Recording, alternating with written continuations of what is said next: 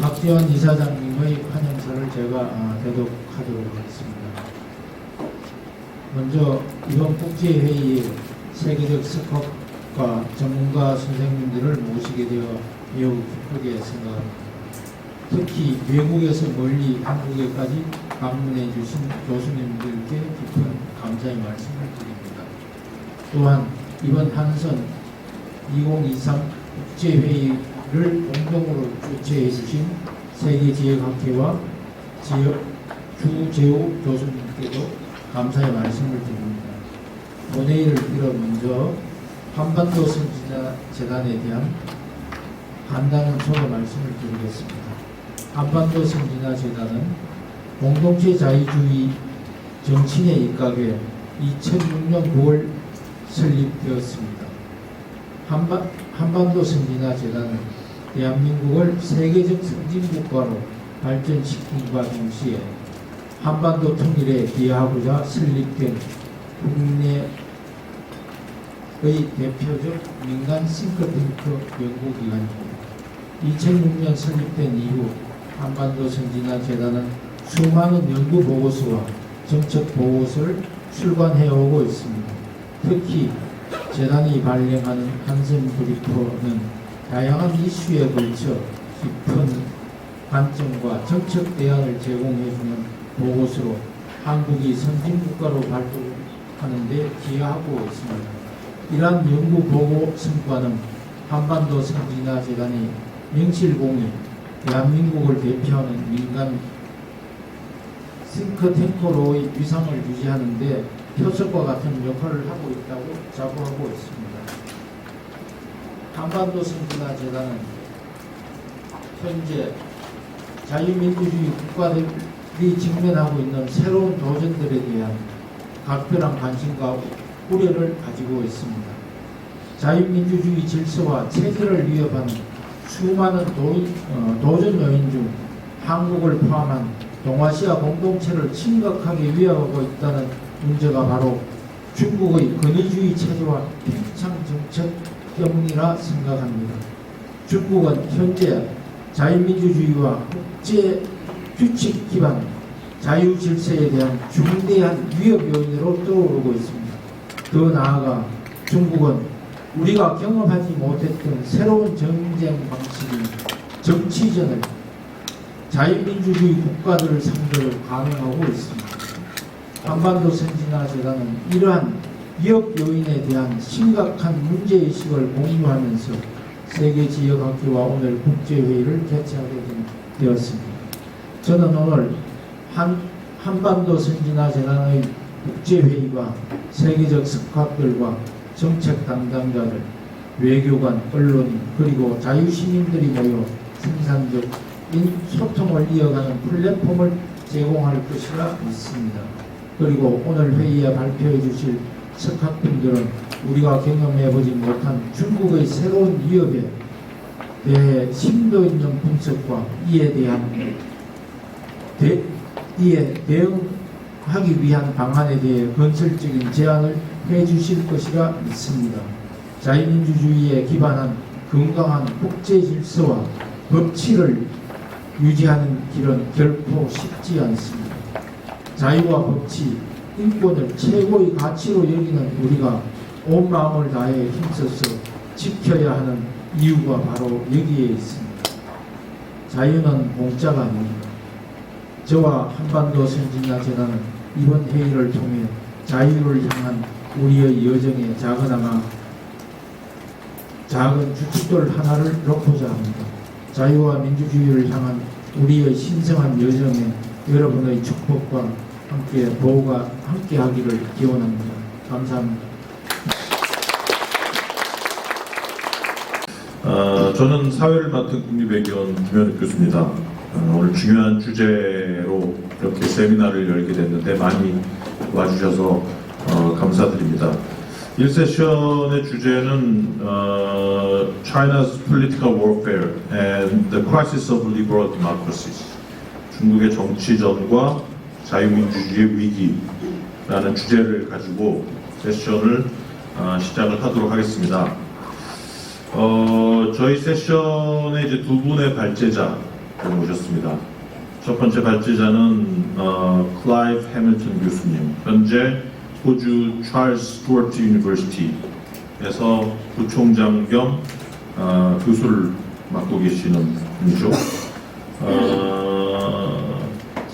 Silent Invasion, China's Influence in Australia, Hidden Hand, Exposing how the Chinese Communist Party is reshaping the world 등등 많은 저술 활동을 하셨습니다. 클라이브 해밀턴 교수님께서는 CCP의 중국 공산당의 호주에서의 정치 전쟁과 호주의 대응에 대해서 발표를 해주실 예정이고요. 그 다음 발제자분은 그랜트 뉴섬, 현재 Supreme Headquarters Allied Powers Europe에서 네이토 펠로우로 계시고 또 대만 정치대학교 교수로 또 활동을 하고 계십니다. 2009년도에는 미국 국방부에서 Assistant Secretary로 근무를 하시기도 했고요. 이분은 그 Strategies for Democracies to Fight and Win, 민주주의 국가들이 싸우고 이기는 전략이라는 주제에 대해서 발제를 해주시겠습니다. 그 다음에 토론자분들 두 분을 모셨습니다. 한선재단의 연구위원으로 계시는 이춘근 박사님, 그리고 현재 중앙일보에서 기자를 하고 계시는 이철재 기자님 두 분을 모셨습니다. 그럼 먼저 클라이브 해밀턴 교수님 한 20분 정도 20 minutes presentation 부탁드립니다. Many thanks for that introduction. Many thanks for that introduction. I appreciate that. And I'd like to thank, of course, the Hanson Foundation and the Korean Association of Area Studies for sponsoring and supporting this very important event. And I'd particularly like to express my thanks to Professor Lee Ji-Yung for being such a gracious host and organiser to bring us here. Australia has been a particular target of the CCP and its political warfare, and in fact many countries have watched the Australian experience closely over the last several years, not least for the way Australia has pushed back against CCP influence and interference. And so I think there are some important lessons to be learned from the Australian experience for the rest of the world. Now, anyone who studies the Chinese Communist Party, even just casually, soon realises that it is a paranoid party that sees the rest of the world as inherently hostile to it. For the CCP, diplomacy is only one front in its wider campaign of political warfare. The best definition of political warfare that I've come across, at least as far as the CCP practices, it is from Mark Stokes and Russell Tower. And it goes like this: political warfare seeks to influence emotions, motives, objective reasoning and behaviour of foreign governments, organisations, groups and individuals in a manner favourable to one's own political military objectives. And this is why sometimes I think that the two books that I wrote, Silent Invasion and Hidden Hand, co-authored with Mareike Olberg, the German sinologist, are as much as anything else books about psychology. Because the CCP, despite its paranoia, is in fact extremely skilled at psychological techniques for winning people over and manipulating them. And I think for as long as the CCP rules over China, most of you attending this conference will be familiar with the main elements, I think, of the Chinese Communist Party's overseas influence and interference programs, including the central role of the United Front work. In this talk, rather than talk about that, I'd like to reflect on some of the developments in Australia and Australia's response to China's interference since the publication in 2020 of Hidden Hand. And I want to stress that while Australia has made considerable progress in pushing back against CCP interference, it still has a long way to go. And there are signs, I think, early and small signs nevertheless, of some backsliding by the new government elected last year. From 2017, the Conservative Turnbull government began to resist CCP interference in Australia. Before then, for many years, Australia had bathed in ignorance and naivety while raking in the cash from trade with China. Beijing made comprehensive efforts to build covert influence, capturing many among Australia's elites and turning them into so-called friends of China. The shift from ignorance and naivety to alertness and vigilance came about largely as a result of the work of a handful of very well-informed journalists and a couple of academics, like John Fitzgerald, for example, whose reports made the public quite anxious about this phenomenon of influence in Australia. The government also became alarmed by secret briefings it began to receive from the intelligence agencies. The 2018 ban on the use of Huawei and ZTE equipment in Australia's 5G network was a pivotal decision by the Turnbull government, not least because it would embolden other nations to take the same step. Beijing expressed anger and threatened to punish Australia when we banned Huawei. And it also took umbrage at Australia's 2018 legislation creating a new crime. A new crime of foreign interference. It was ironic that China should denounce Australia for outlawing foreign interference, of course, because Beijing has insisted ad nauseam that it never interferes in the affairs of other countries. So why the angst? Despite these provocations by Australia, it was only in May 2020 when the Conservative Morrison government called for an independent international inquiry into the origins of the SARS-CoV-2 virus that Beijing launched a series of trade attacks to punish and intimidate Australia. It banned imports of Australian timber, coal, lobsters, barley and wine on various pretexts like pest infestations and illegal subsidies. The bans did not include China's enormous imports of iron ore from Australia, but nevertheless the bans did cover something like 24 or 16 billion US dollars of Australian exports, around 5.5% of Australia's total exports to China. And the trade bans were one of the main reasons that public opinion in Australia turned sharply against China. Another was the frequent vilification and insults hurled at Australia by CCP spokespersons and state media. In one of the worst instances, in 2020, a Chinese government official tweeted a mocked-up image of an Australian soldier about to cut the throat of an Afghan child. This was sent out by the Chinese officials. That really did hurt the feelings of the Australian people. In 2017, according to a poll by the Lowy Institute, 54% of Australians trusted China to act responsibly in the world. Today it's 15%, with 84% saying they don't trust China. In 2018, only 12% of Australians saw China as more of a security threat than an economic partner. In 2022, 63% saw China as more of a security threat than an economic partner. As China is Australia's biggest export market, Beijing expected that the trade bans would cause Australia to succumb, becoming compliant with its wishes. In November 2020, a Chinese embassy official handed an Australian journalist a list of 14 grievances, interpreted widely and naturally as demands by Beijing if Australia wanted to assuage Beijing and have the trade bans lifted.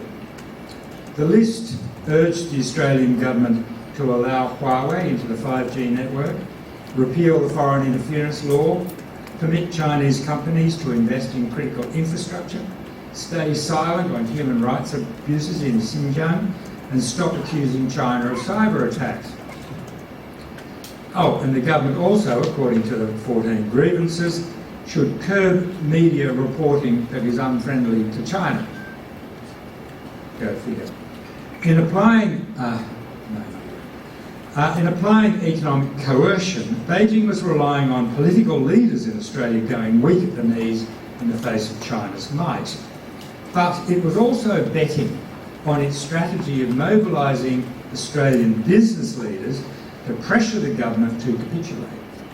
When sectors such as wine, beef, coal and lobsters found their markets to China had disappeared overnight, there was, of course, public sympathy for producers and employees. However, the government stood firm, calling out Beijing's economic coercion, and the public was completely behind the government's declaration that it would not be blackmailed into compromising Australia's principles. Over many years, Beijing had been actively cultivating business leaders to act as their lobbyists and megaphones in Australia. There's even in CCP lexicon, there's a term for this United Front tactic, Yu Shang Bi Zheng, or use business to pressure government. With the trade bans, Beijing expected these business leaders would force the government to make concessions. It was a tactic that had, after all, worked elsewhere, not least in Korea.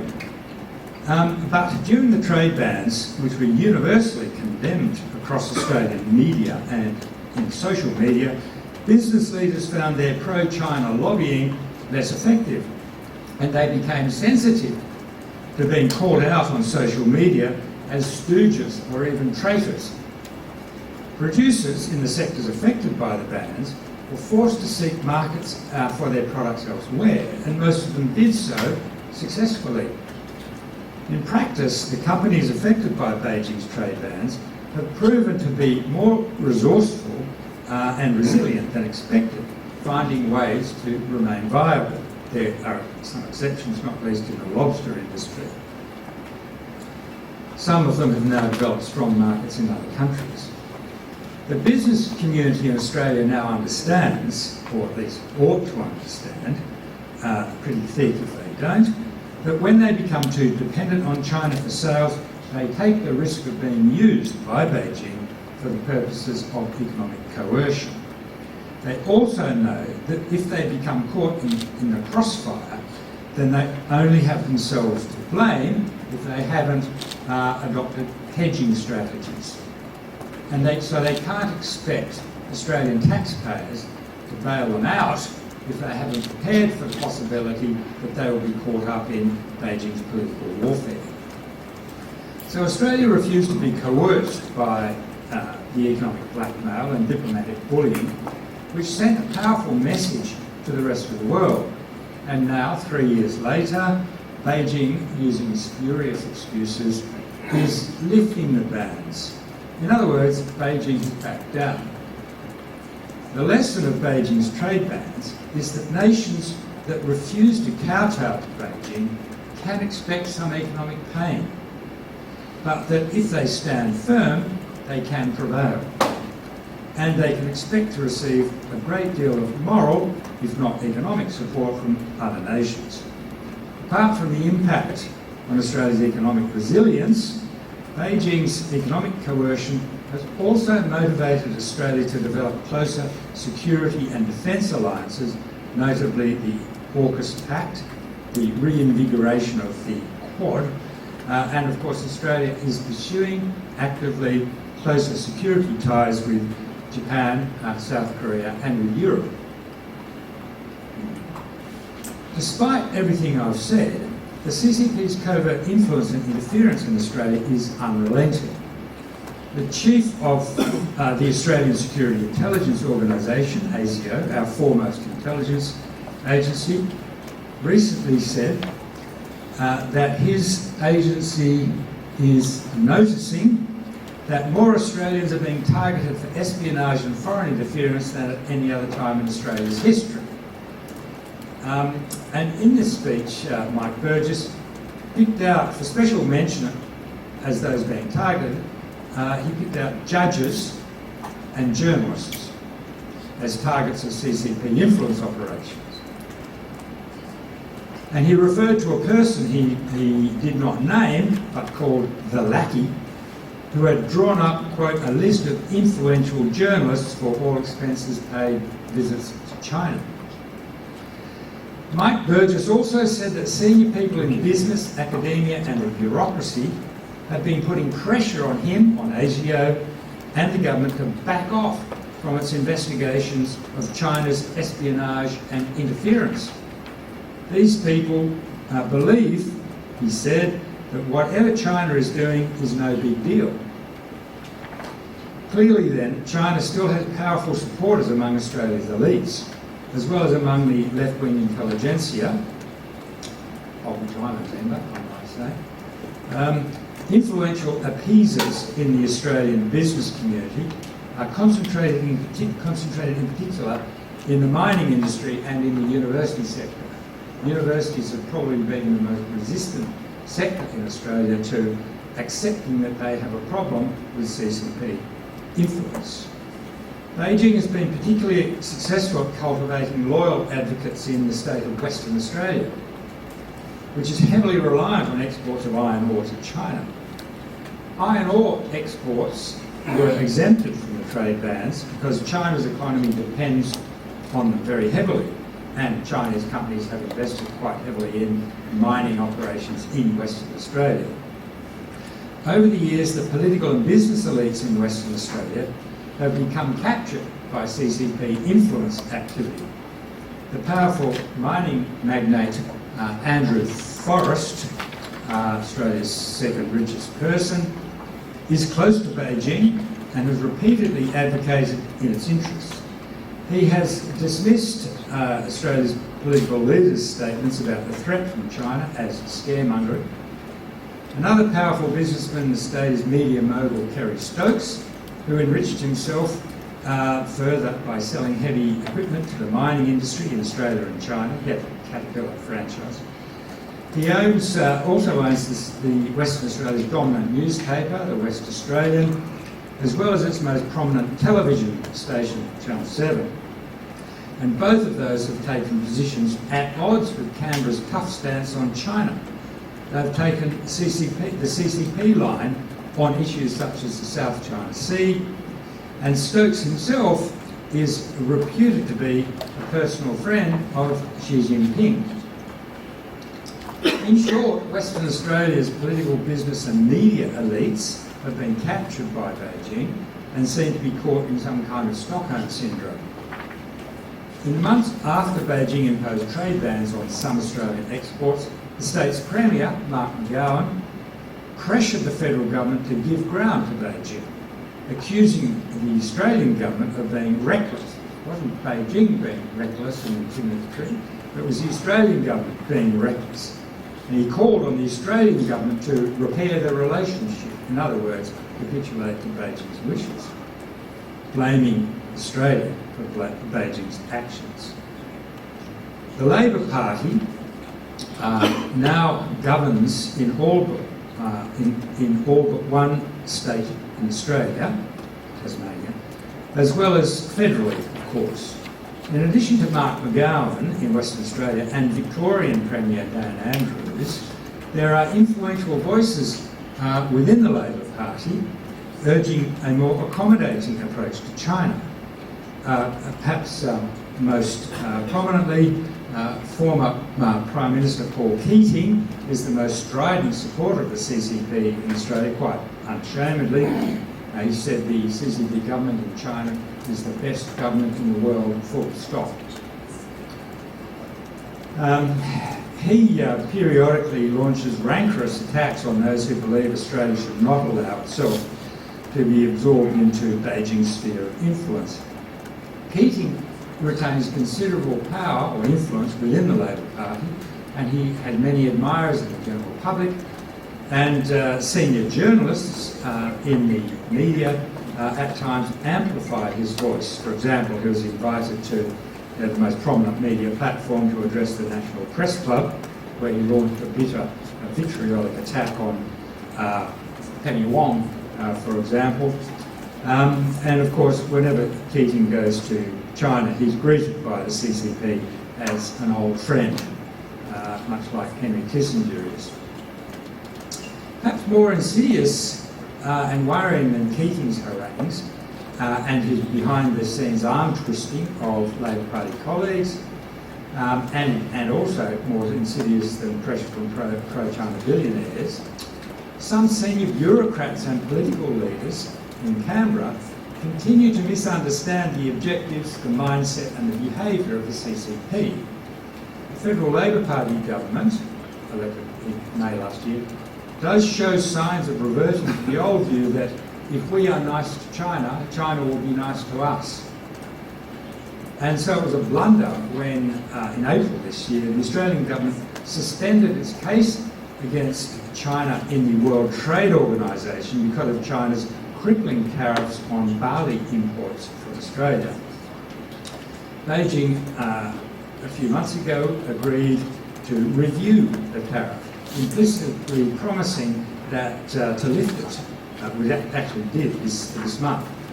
And in some of the media, this kind of secret deal was spun as a sign of the new government's mature diplomacy, part of an attempt to repair the relationship, in contrast to the previous government's hawkish stance on China. In fact, Australia was within days of winning the case at the WTO, a ruling that would have sent a clear message to Beijing and the rest of the world that Beijing had acted illegally and that the international rules-based order can discipline China for its behaviour. And of course, had that happened, the rest of the world would have taken heart that the trade system is working as it should. China would have been very embarrassed by a loss at the WTO, and so secretly promised to lift the bans if Australia suspended its case, and we fell for it. We let China off the hook rather than sending a clear message that if you violate the laws of international trade, then you will be called out by the WTO.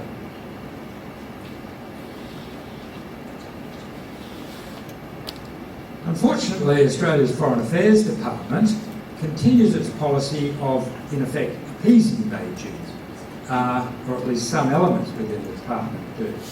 And the appeasement approach, measuring success by the number of meetings you get, is exploited by Beijing consistently.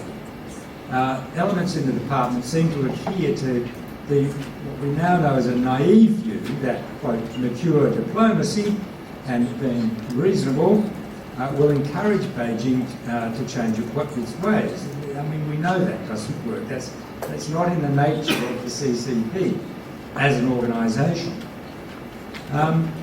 So the department lives in hope that the CCP will accept the rules-based order and behave like a responsible international citizen. This is a complete misreading of the CCP. It ignores its history, its recent behaviour, its ideology, and the repeated statements by party leaders and official party documents. It's not how the CCP thinks. It can't think that way. It's not in its DNA. Now, and I might point out that Minister Wong, although generally has taken a firm position, does show signs of wavering. Her favourite phrase, kind of mantra, is that with China, Australia will cooperate where we can and disagree where we must. In other words, only we have to disagree, will we disagree.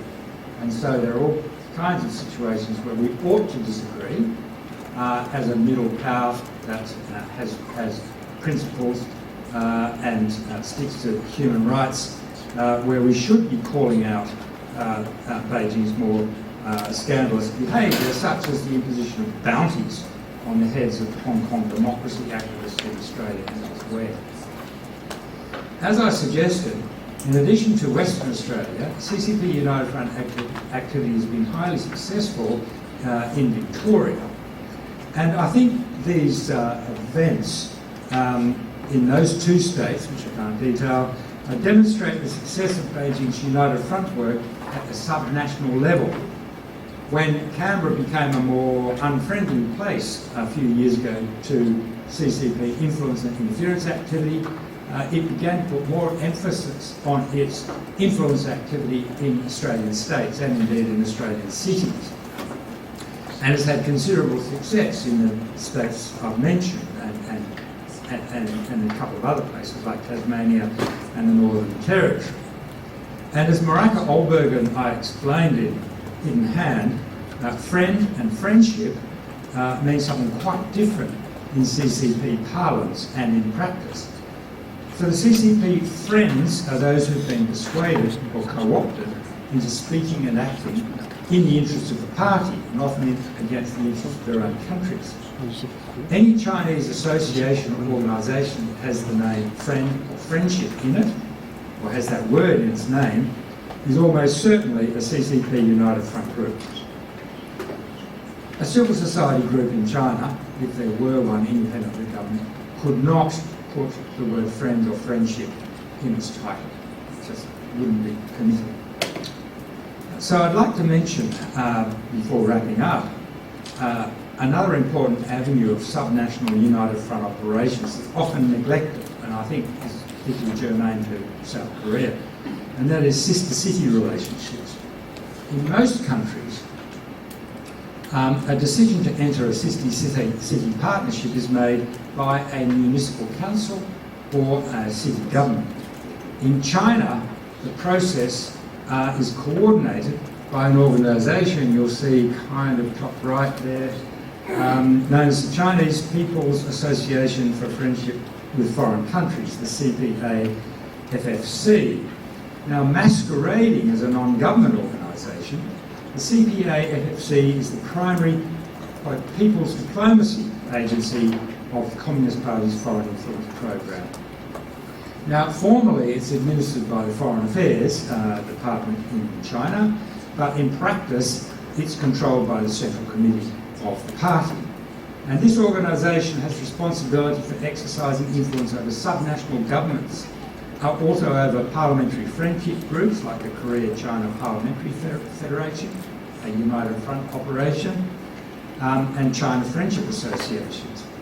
And in this chart from our book, which I should say took a very, very long time to construct, consulting many experts, because this CCP United Front system is extremely opaque and deliberately so. So this is the only place you can get a good sense of how it actually works. So it shows how the CCP maintains deep links into the Chinese diaspora abroad, including through student organisations, hometown associations, business associations, professional and scientific associations, and cultural and religious groups, such as writers' organisations and Buddhist groups. And of course in Korea, Buddhist organisations have been a special target of United Front work. Busan is paired with Shanghai.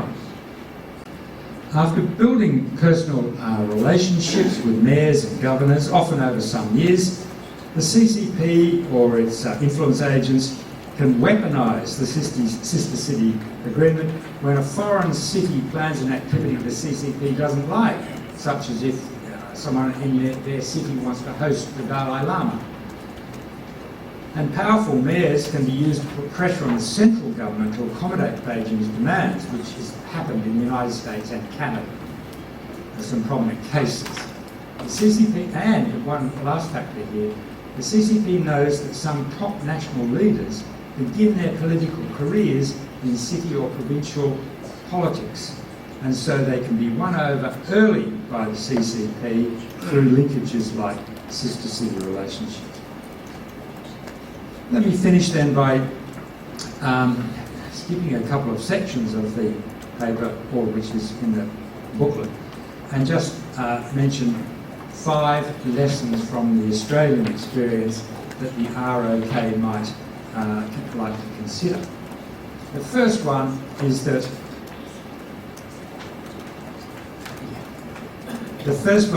that old ideas die slowly, and they can even be raised from the dead. The belief that if we behave reasonably towards China, then China under the CCP will behave reasonably towards us is an idea that had a wooden stake driven through its heart and was buried in a lead-lined coffin. Yet, like a vampire, it keeps rising up to haunt Australia's diplomacy towards China. So lesson number one is that normal diplomacy will always lose out against China's political warfare. Secondly, public opinion matters enormously. When elites have been captured, only public opinion and civil society agitation can make a difference. The more informed and alert is the public to CCP interference and the threats it poses, the more difficult it becomes for co-opted elites to operate in the interests of the party. Intellectuals, analysts and the media, therefore, have a vital role in informing the public and explaining what the CCP is doing. Thirdly, when a nation decides to push back against China's interference and coercion, it should expect to pay an economic and diplomatic price. Trade bans and various other economic penalties will be imposed. And it's of the utmost importance that governments stand firm in the face of this economic blackmail and rebuff all appeals by affected businesses to unwind measures taken to protect sovereignty and democratic institutions. Fourthly, Koreans should be informed of the means by which Beijing is influencing the national discourse about China and its role in the region. For example, without playing down the gravity of the historical crimes committed by Japan in Korea, it's important to expose how China, for cynical political reasons, is stirring up anti-Japanese feelings by scratching away at historical wounds.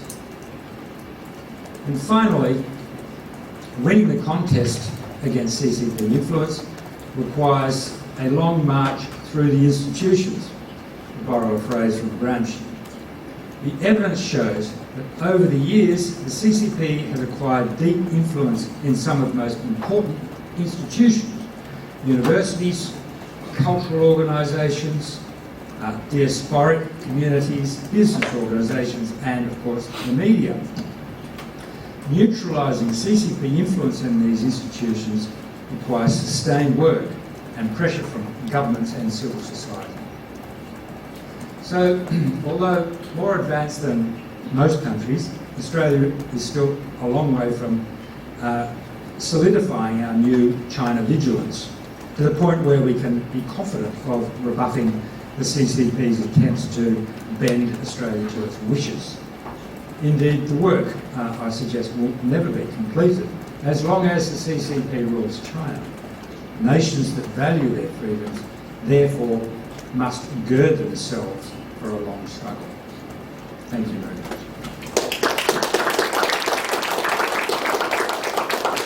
Thank you, Professor Hamilton. Next, Professor Perry Gershonek, please. Okay, first, as we're getting set up here, I want to thank again the Hanson Foundation and Korean Association of Various Studies for your moral courage and your intellectual honesty in hosting this event. I don't say that lightly. I'm an American, and I can tell you from personal disappointing experience that you wouldn't have found a conference with this topic very often in the United States of America until the past few years.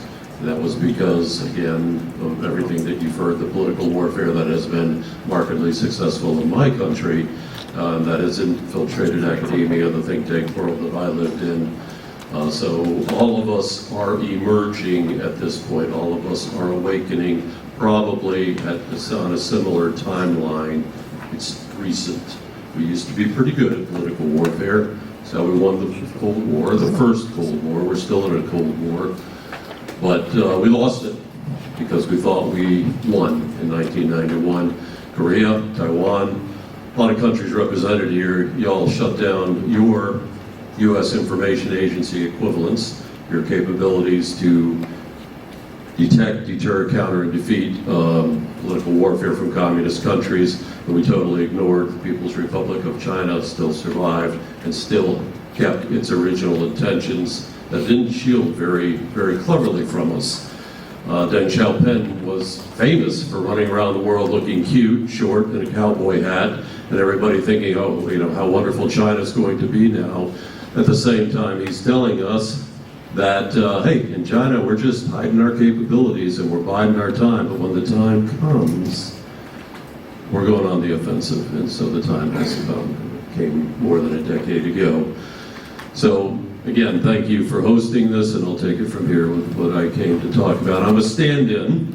I'm not nearly as good-looking or smart as Grant Newsham, but Grant could not make it here. He's down in the Solomon Islands, looking into neo-colonialism that the People's Republic of China is making great advances on in the Pacific Islands, with all the incredibly dangerous strategic implications that has regarding the countries that they've already taken in effect. And you can count Vanuatu in addition to the Solomons. You can count Kiribati, and we can talk about that more later.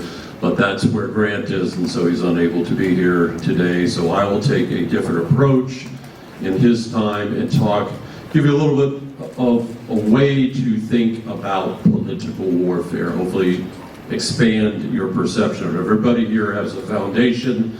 Everyone I talk to, I've been working this for more decades than some of you have been on planet Earth. I've been working this for 4 decades. Everyone has a different idea what political warfare is. It doesn't help us. It's counterproductive. So let me go through this and talk about it a little bit. Okay, outline basically what is it? Spend some time on that. What happens if we lose on the political warfare battlefields? What are we going to do about it in mafia terms? What are you going to do about it? Because you're dealing with an organized crime cartel in the form of the Chinese Communist Party. Sometimes I use organized crime type lingo, and what are you going to do about it is what the gangsters say to you when they're extorting money or they've done something bad to you. You got to do something about it, or we lose.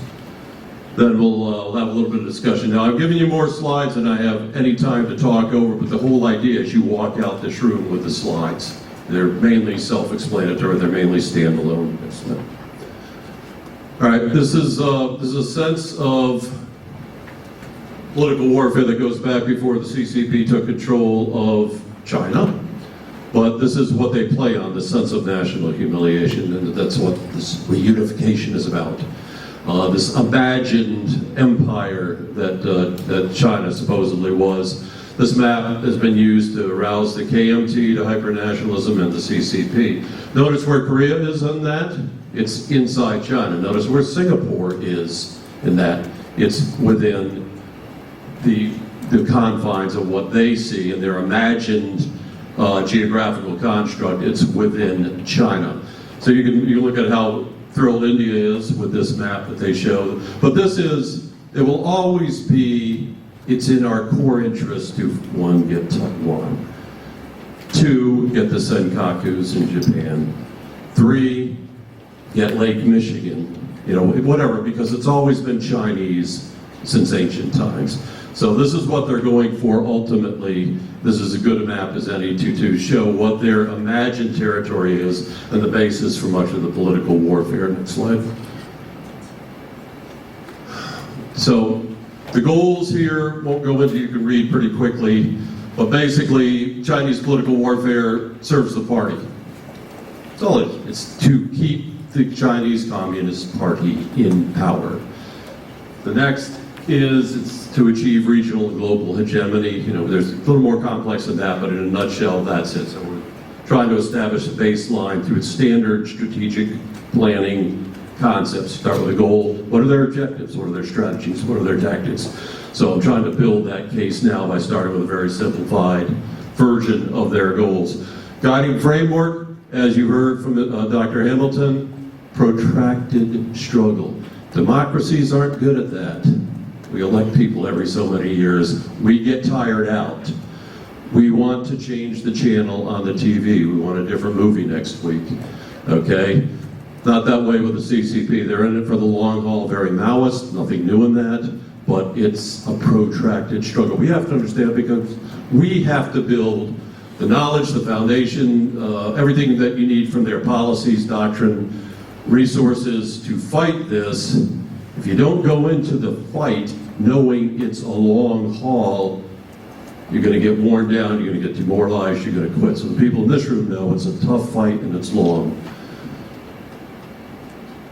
It is intended, political warfare is intended, this is a key point, it is intended to win without conventional, large-scale, or thermonuclear kinetic warfare. Shooting and killing is okay to the CCP, and I'll go into that in great detail later.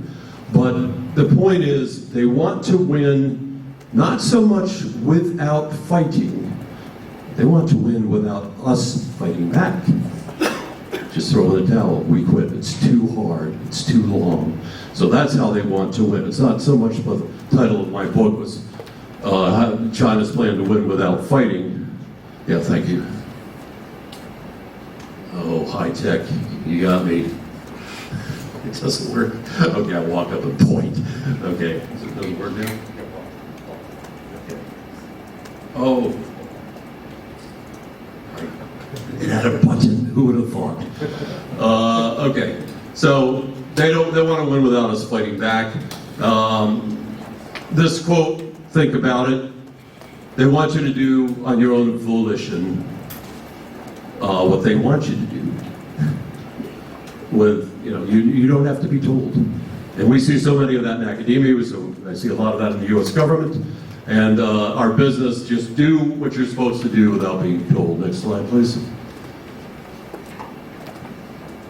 Okay, you've already heard this from Dr. Hamilton. Basically, the good Shaw and Stokes definition. I like the George Kennan definition of political warfare, which is everything other than kinetic warfare to win. That's the foundation for what you'll see later on. But the point is, their objectives are to influence people, organizations, groups that they want on their side to help them win. They want to destroy their enemies, their critics. Terms they use, divide, demoralize, and the term is disintegrate your enemies, destroy them. Okay, so now we're getting into objectives. Next slide, please. Military objectives, there's lots of objectives. So again, we're going through rather quickly. They want to dominate regionally, initially, globally, simultaneously if possible, but ultimately, certainly globally. And to do that, you're all familiar with the concept of the island chains. Well, we'll go into the island chains in a little while. First island chain, second island chain, and how they've made inroads already into the Pacific Islands. So sort of bypassing the island chains. Okay? So those are, again, we're talking objectives at this point. Next slide. In addition to bypassing the island chains, again, reinforcement of that imagined empire, middle empire. They want to reunify. They want to go back to the way they claim they used to be. And so that's taking their imagined territory. Next slide. First step, take Taiwan. Next slide. Now, here's where we get into how to conceptualize and what makes this so hard. This is hard in English, all right? These terms, this is just a part of the terminology of concepts, of actions, of types of warfare that we confront within the overall realm of political warfare. It's vast. The problem with this is we have in America a term called stovepiping. People have a certain job. I'm a diplomat. And because I'm a diplomat, all I deal with is I deal with diplomacy. And I may deal with public diplomacy. I'm not going to get involved in all these other things, information warfare. I'm not going to get involved in social media warfare, leak capture so much. That's not my problem. I do diplomacy and public diplomacy. Military officer. I do PSYOPs, I do public affairs maybe. But the problem is that all of these functions, all of these concepts that you see up here that are all directly related to political warfare, there's a lot of them. And we tend to say, well, I'll parse out this, I won't address that, this is too hard, I'm right here, that's what I'm going to deal with. And there's very few people who are thinking holistically. There's very few people who are saying it's all part of one central effort, and that effort is a war, not my term. That's what the CCP calls it. PLA calls it political warfare. It's war they're waging against us. And so you have to just call it political warfare. This is all political warfare. And if you start thinking at it that way holistically, it makes it easier to combat it. Next slide, please. Gave you the last eye chart. Here's the new eye chart, which isn't new because Dr. Hamilton and Dr. Lee will talk more about unrestricted warfare. There are 24 original ones in the 1999 book by the two PLA Air Force colonels who got famous off the term. But in their book, they say there's an unlimited number of other unrestricted warfares. And so we have now, I'm sorry, you can't see the bottom, but there's entropic warfare, where you destroy a society and the economy so people lose hope in their own government, and wears down the people, and so they turn to the CCP as the role model, the China model. And there's others as well, brain warfare, things in there. But anyway, this gives you a sense, this reinforces my point. There's a lot of terminology here, and you have to have people, you have to develop people who can deal with this holistically. Next slide, please. Okay, so one way to look at it, for those of you in the military in here who've been in the military, you understand the concept of combined arms warfare, okay? So you think ground operations, you think aviation operations, amphibious operations, naval, undersea operations. You learn to think on multi-domains at one time. That's the way we have to think about political warfare. You call it combined arms warfare when you're fighting a kinetic war. We have to call it political warfare when we're fighting the war that the PRC hopes to win first to defeat us. They hope not to go to kinetic warfare. So hopefully this all makes sense. I don't have a lot of time, so I won't go into that concept any more than to say next slide. And that's basically those commanders in a military environment, those generals, those admirals, who fight combined arms effectively are probably going to win, more times than not. Those who fail to employ combined arms, infantry armor, special operations, etc., all integrated with cyber, those who fail to employ them all effectively, intelligently, are going to lose. So that's why it's so important we get a handle on this holistic, looking at it holistically, and then beginning to deal with it from that point on. Next slide, please. All right, you all know this, so I won't belabor it, but we're all from democracies in here, as far as I know. We have special authorities if we want to do special actions. We want to do active measures, is what the proper term is. We all have special authorities we have to get from up to the president, in the case of the United States, to do certain things. And basically, a lot of what we do is decentralized. Quite the opposite in PRC, as you're well aware. Everything is top-down driven. So when you start dealing with political warfare apparatus, which is way too much to put on one slide, everything comes from the top. Go back one, please. Everything comes from the top, and that top, CCP, the party state, the PRC/CCP, directs the SOEs, it directs the overseas Chinese diaspora through United Front organizations and overseas Chinese media, okay? But it's all top-down driven, and I won't belabor this point because, again, you wouldn't be here if you don't understand this. Next slide. Circles of influence. Part of what we need to do in Korea, I'm pleased to see, is doing this, and Dr. Hamilton has done it. You begin mapping. You have to start thinking like a detective. You go back and you start mapping United Front organizations. You start tracking the money that's coming into Taiwan to influence through Buddhist organizations to fund the election outcomes that the CCP wants. You start looking at circles of influence. What do they have on the, driven of course by the CCP primarily because everything exists for the party, but through the Ministry of Foreign Affairs, Ministry of State Security, and kicker, Ministry of Culture, PLA, who they're affecting. In the United States, as we alluded to earlier, the heavy infiltration of our education system, it's kindergarten through 12th grade now, K through 12. So they're not just, they're used to the long march on the institutions. They went first for the higher education, the universities, then they worked their way down. Okay, so it's pretty pervasive across the board what they're trying to influence our businesses, politicians, subnational levels, not just the national. Next slide.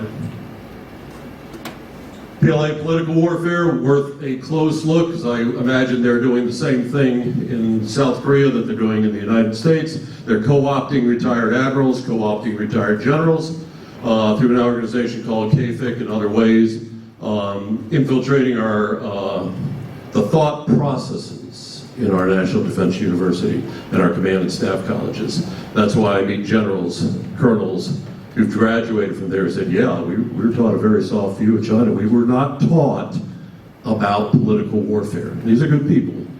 It's just we were not told, we were not taught, we were not asked to read one book about political warfare or we didn't study it.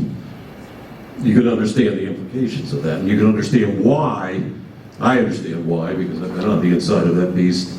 I understand why that happened. So basically, with the PLA, our militaries don't do a whole lot when it comes to political warfare. The U.S. military doesn't. Not sure about the Republic of Korea anymore. But we're not used to the fact that our military counterparts are heavily engaged. It's a massive effort. The Strategic Support Force, very large role in political warfare. The liaison division, the liaison department, general political warfare department have massive roles globally in political warfare. Next slide, please. Okay, now we're down to strategies after hitting goals, objectives in some of the organizations. United Front. Dr. Hamilton's book, again, extraordinary, but there's a lot of good work that's done here in Korea. 3 warfares. I think you're all familiar with that. I won't belabor any of this, but it's all up there. Then the active measures, largely overlooked, as to how they work to subvert through active measures. Military intimidation, you're pretty familiar with here off of your coasts, and other intimidation that you've had. And then, again, overlooked, and it should not be as we develop our counter-political warfares, we are dealing with an expansionist, militarily and economically powerful, fascist, genocidal, totalitarian regime. It's killed 70 to 100 million people, depending on whose books you believe, but I think Frank Dictator's books on the subject using China's own statistics, their own data, which put it at about 70 million plus. They killed 70 million of their own people. This is the regime we're dealing with, and these are the strategies for internal repression and repression of those territories that they occupy, that they take. That is a strategy, a major strategy of PRC political warfare. Next slide, please.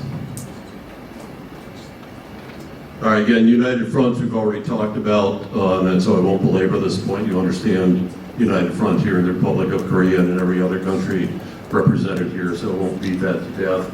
That article by D.D. Totlow is a few years old. You can triple that number at a minimum in the U.S. right now. There's a lot better effort made now on tracking and exposing United Front organizations in the U.S. than there was back in 2020 when this was done. Next slide, please. Military intimidation. See it repeatedly against Taiwan. You'll see in the fall the last of a series of phases that the PLA is going through exercises, the Joint Island Landing Campaign. They'll exercise that, so they've pretty much checked all the blocks for a real invasion of Taiwan. But those exercises that they've used to build up to the Joint Island Landing Campaign, they're every bit as much political warfare to demoralize the people of Taiwan and the armed forces, and to wear them out.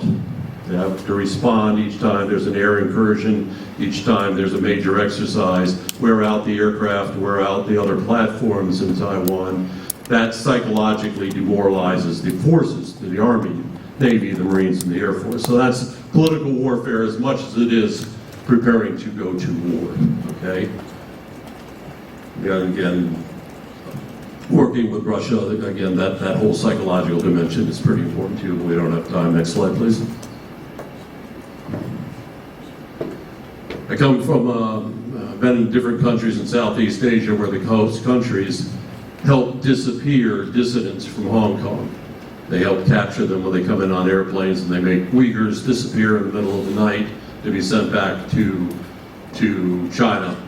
What's happening in the Philippines, if you're tracking that carefully, and you should, because the Philippines right now is standing tall. The Philippines, now President Marcos and a lot of people have been aching to do this under the Duterte regime. The Philippines is standing tall now, and they're pushing back well against PRC political warfare. But it all has to do with this grounded ship and the PLA or the PRC Coast Guard, the China Coast Guard, the Maritime Militia, a lot of other active measures, but gray zone operations. Again, too much terminology here. It's all political warfare. There's a whole lot going on in the Philippines. I won't go into it right now. Suffice to say, please start tracking it because they're doing well now. They're finally fighting back, and a lot of it is effective in terms of exposing what's going on. The lasering under Duterte, the Philippine military, who I worked with, would have been prohibited from going public with the fact that their own people got lasered in their eyes by the PLA, okay? So now they can expose it, and now they're doing a very good job. Next slide, please. I've already talked about this, won't belabor the point, but this is a very effective means of internal political warfare. It's repression. It's getting rid of those dissidents, it's getting rid of those people the CCP doesn't want, and that runs into nearly 100 million folks since they came to power in 1949. Next slide, please. Okay, these are all tactics. Now we're down from goals, objectives, strategies.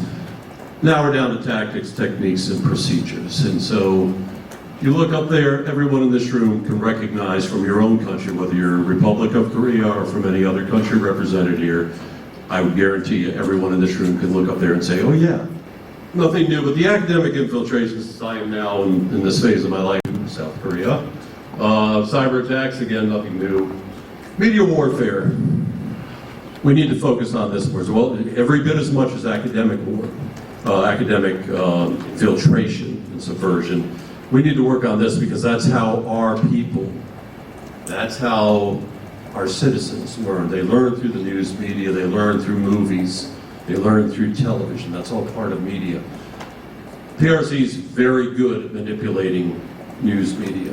We can go into a little bit of detail later. All those terms, if you're not familiar with it, we can talk about it later because I don't want to belabor that slide right now. Next slide, please. And of course, the economic influence. This is just a slide from the largest, the richest corporation and the fellow in charge in Thailand. This organization, CMP, has been doing work with the PRC since, listen carefully, 1949. Okay?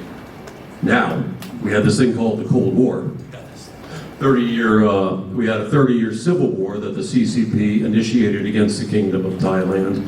All through that era, CMP is working very closely with the PRC.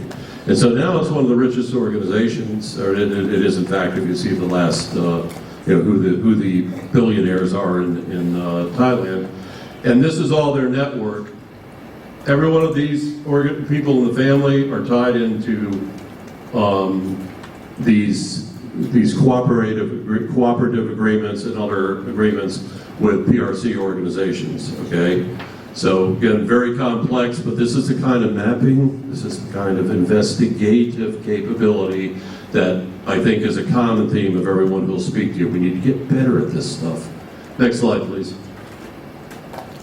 Media warfare, again, you've got the slide, I won't belabor it, but my second book is about media warfare, and it goes into great detail about how they co-opt the organizations, about how they co-opt the individual journalists, the editors, how they, a Maoist term that Dr. Hamilton used earlier, the media, or the business surrounds the media.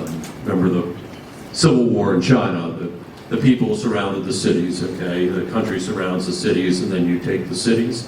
So they've applied that now to the media. The business, if you support the PRC, you invest in a news media organization that supports the PRC. You cut off funding. You destroy those businesses, news organizations and other businesses that are supporting critics of the PRC. It's complex. The violence, what people don't realize is that in media warfare, there's violence. I used to write for a publication called Asia Times. It's based in Hong Kong. Okay, started noticing that my articles stopped, they were held up for a long time, and then a lot of pro-PRC articles started being published. What was happening, the good people who worked at Asia Times, most of them were, a couple of them weren't, they would come out at night, they'd find their tires slashed on their cars, they'd find their windshield smashed, they'd have thugs, really Guido-looking thugs, following their little 4- and 5-year-old daughters to school in the morning and taking pictures and saying, you really want them to stay safe, don't you? Again, mafia, this is organized crime cartel stuff, but it's, what are you going to do about it? You can't do anything. You're a parent and you work in the news media, so you tone down your criticism of PRC. So that's why we say in media warfare, violence is very much part of that. Next slide, please. Okay, this you all know, you're aware about this, but you're aware of most of this. I don't know if you're aware, though, that video games, children, that's produced, TikTok and others, a lot of that contains propaganda. Taiwan has always been part of China. The South China Sea has always been China's. So there's propaganda that's built into a lot of the pop culture, the video games that the PRC or its surrogates, its enablers develop. Next slide, please. PLA, I told you they've got a massive organization doing political warfare. This is just their media organizations. It's not their PSYOPs, it's not their cyber folks. These are your media organizations. Now people will say, well, who reads PLA Daily? Who reads China Mill? A lot of people. And a lot of news organizations globally will take verbatim straight off these websites as well as Xinhua because they have content sharing agreements. And so it's like a tear sheet. You just rip it off and you print it verbatim. So these actually have a lot more impact than your average, again, academic, Ivy Tower academic I work with. Oh, no one reads that. Well, you don't. But go to Africa, okay? Go to Southeast Asia. Go to some of these other places. Go to South America. They read that. And they're influenced by that. Next slide. Okay, we can go into this as much or as little as you want to, but you're familiar with all of this. And nothing new here, I think. But radical activists and terrorist organizations, paramilitary organizations. Next slide. We'll come back to those later. Espionage. Dr. Hamilton talked to you about the espionage cases increasing, political warfare, pushing back a little bit on that in Australia, but now we got this espionage increasing. Okay, same problem in the U.S. But I would suggest to you that espionage in itself is political warfare. Here's why. That admiral was in charge of intelligence for Taiwan. He was a spy. Okay? If I was the PRC, I would have exposed him if he hadn't gotten caught. Because it demoralizes the United States. It makes us not trust Taiwan. Because it demoralizes the soldiers, sailors, airmen, Marines, average Taiwan citizen. That in itself is political warfare. And it's very effective.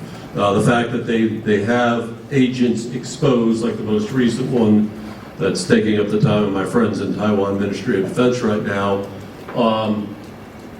that's not the entire story. That's part of the story, but the real story is what's the impact, the psychological impact in Taiwan in this particular case. Next slide, please.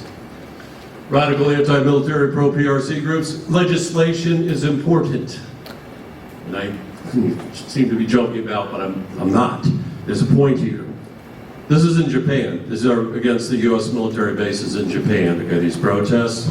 These same protesters, I worked counterintelligence when I was in Japan as a, well, you know. Anyway, but, so we knew from talking to the national police, they're following these protest leaders. They're following members of the document to meet in their meetings with PRC funders. They can't do anything about it other than take notes and take pictures because they don't have a law that they can prosecute under. Okay, I think Korea may have similar problems, but I'm not an expert on your country. But you get the point that these are they're very much in collusion. Ryukyu Shimpo, leading newspaper on Okinawa, has a content sharing and other agreements with Xinhua and with other PRC organizations. And so that's why their coverage is the way it is. They're basically in bed with the propaganda platforms of the Chinese Communist Party. So these anti-PRC or anti-military so-called pacifist groups, many of them are aligned and working with the CCP. Hard to prove it in court, though, say in places like Japan where if there's no law to prosecute them, so why bother? Why bother getting the evidence if you're not going to be able to prosecute? Next slide, please.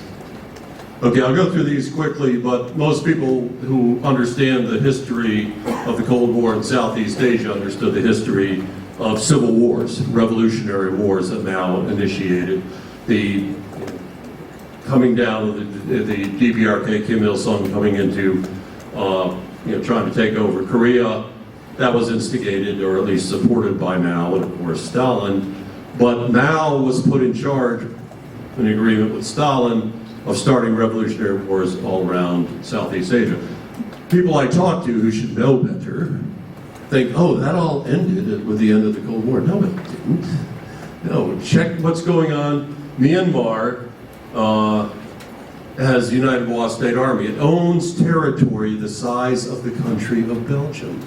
In Myanmar, it runs its own country within Myanmar. You can see some of the organizations the PRC supports. In the Philippines, we can get into the New People's Army and whether, what the connections are. Most people say, oh, they cut off connections between the PRC and the New People's Army in the Philippines. They never cut off party-to-party ties, okay? So all the pretenses, oh, no, we're not there anymore. Yes, you are. Yeah, so next slide, please. Again, Bertel Linterner, good articles, but you can get all this and I can give you references later. Next slide. Look at the equipment. That stuff didn't just fall off the lorry, okay? These are brand new crisp uniforms. These are UAVs for these armies. These are weapons. When I've been inside some of these camps, the weapons still are in their cosmoline from being delivered from the PRC, from the PLA. Next slide, please. Sorry, that's two of them. Go. Look at their missiles. Okay. These aren't just in the bush ragtag armies. These are very well equipped and generally well trained armies. Next slide, please. SAMs. I mean that's a game changer in Myanmar. It's a game changer that the armies, the proxy armies that the PRC is supporting there. These are all complex issues. There's a lot going on here, but they're basically PRC supported, and they're giving them surface-to-air missiles that can take down a MiG, they can take down a F-16, and they can take down a 737.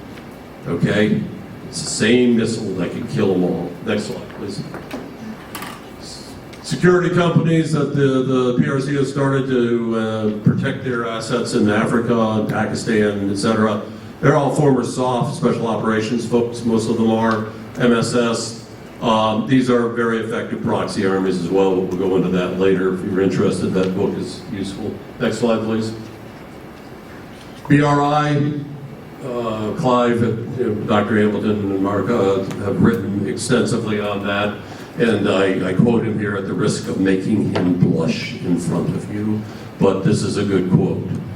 Okay, you have to understand that BRI is United Front operation. Yes, it's got a lot of other objectives, but it's every bit a very important United Front operation as well. And you can see that third paragraph down, this is the outcome that the PRC gets for its PRI investment. They get votes in the UN, they get votes in international organizations, they get all kinds of support for the people who want to get the money without the moral responsibility. Next slide. Okay, I'll go through these quickly. These are just, the map, the color tells the story, how many countries have signed on to BRI. Next slide. Pacific Islands, again, strategically important. Small island countries, big ocean countries. Look at the EEZs, or when you see later on, you'll see the EEZs of these countries. It's large swaths of the South Pacific Island, and China is colonizing them, okay, effectively. Next slide. If you want to know Daniel Sudani's story and how they used political warfare to flip the Solomon Islands so quickly, we can go into that in a case study later. Don't have time right now. Next slide. Okay, again, these are basically EEZs that you see, and the colors we won't get into right now. But basically, these are the countries that were targeted by Wang Yi's rock and roll tour through the Pacific Islands not too long ago. Yet those countries, you've broken the first island, second chain. And they're well on their way to getting several key countries there. And it's through political warfare, okay? Buying off the elites primarily. Next slide, please. Digital Silk Road won't get into, but that's very much political warfare as well. Similar concept to BRI. Next slide, please. Okay, so what are we doing to fight back? This is the real heart of this, because I think everybody in here pretty much knew what I was saying, what I have said so far, but it doesn't hurt to refresh. So, a lot of people are awakening, a lot of people around the world, a lot of countries are awakening now. Late in the game, but not fatally late. And again, it started with the Clive Hamiltons. It started with the Anne-Marie Brady's in New Zealand. A lot of pushback from their academic peers, a lot of pushback from some of the news media, and certainly the government. In the US, it was more private citizens, because I was in the middle of this, more private citizens who were helping to push this to the forefront until the US government actually picked it up around 2017. And you had a Secretary of State speaking out on it, which was you need to have people at that level speaking out on it. Again, very recent that we started recognizing and started pushing back. So you understand all these points, I won't belabor them, but a lot of countries, they may see what's going on around them. It's not all willful blindness. They know what's happened in the Pacific Islands. Their presidents are writing the United States very lengthy letters that are detailing the political warfare that's being waged against them. They're losing and they need help. They can't do it alone. Republic of Korea can't do it alone. United States of America, I'm a Yank. We can't do it alone because we're not doing a good job on our own. So that's where we get later on into some of the solutions that we'll talk about networking and what we need to do to fight back. In the absence of international support, most nations don't have the wherewithal and sometimes just can't muster the courage to fight back. Next slide, please. PRC is aware that we're pushing back, and so they're infiltrating the critics. They're trying to destroy their credibility. They're trying to destroy their reputations. In America, the term is cancel them. They're trying to cancel organizations and people that are speaking out and create as much chaos as they can to undermine the pushback. Next slide, please. Okay, what happens if we lose? We'll go through this quick. Basically, by 2035, next slide. By 2035, we got PLA bases everywhere. I'm sorry if the red stars got a little bit off whack there, but basically, most countries in the Asia-Pacific region are vassal states. Okay. Next, or neutralized.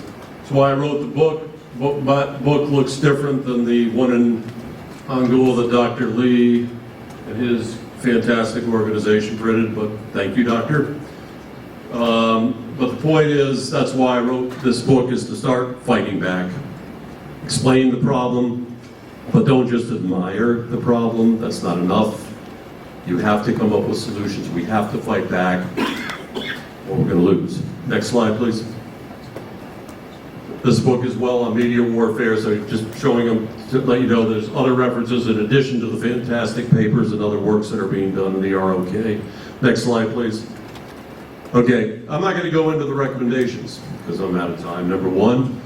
But number two, you've got them all in your slides. They're self-explanatory. They're derived from the two books. They would be applicable recommendations for every country in this room, I would wager. You may say, well, in my country, I don't need number 9, okay? But I would strongly suggest that every one of those recommendations, ranging from mandating a national strategy. Mandating, you actually call it by the right name, political warfare, so you don't confuse yourself with that vast, dizzying array of terminology I showed you earlier. Call it by the right name, mandate, national strategy, and then everything that falls out from when you have a strategy, resources, training of law enforcement and counterintelligence personnel, training in Department of Commerce or your Ministry of Commerce, Ministry of Education. It's not just MOD, it's not your defense departments that need to work this. It's not just your National Security Council equivalents should be organizing some of this, but it's got to be across government, whole of government. And I would suggest it's got to be whole of society. Again, it wasn't the U.S. government that led the current pushback on political warfare. The first time we had it, in 1948, against a guy named George Kennan, brilliant, worked for State Department. He delineated what political warfare was, and that got America mobilized, because we were losing the political war against the Soviet Union up to that point. Kennan writes it out and says, as a strategy or as a national policy, we need to fight back. He was in government. But in this current ongoing Cold War, mainly, recently, it was from civil society. So it's got to be all of society approach. And that's why Hansen Foundation and CAS, it's really important what you've done here. It was civil society leading the way here, okay?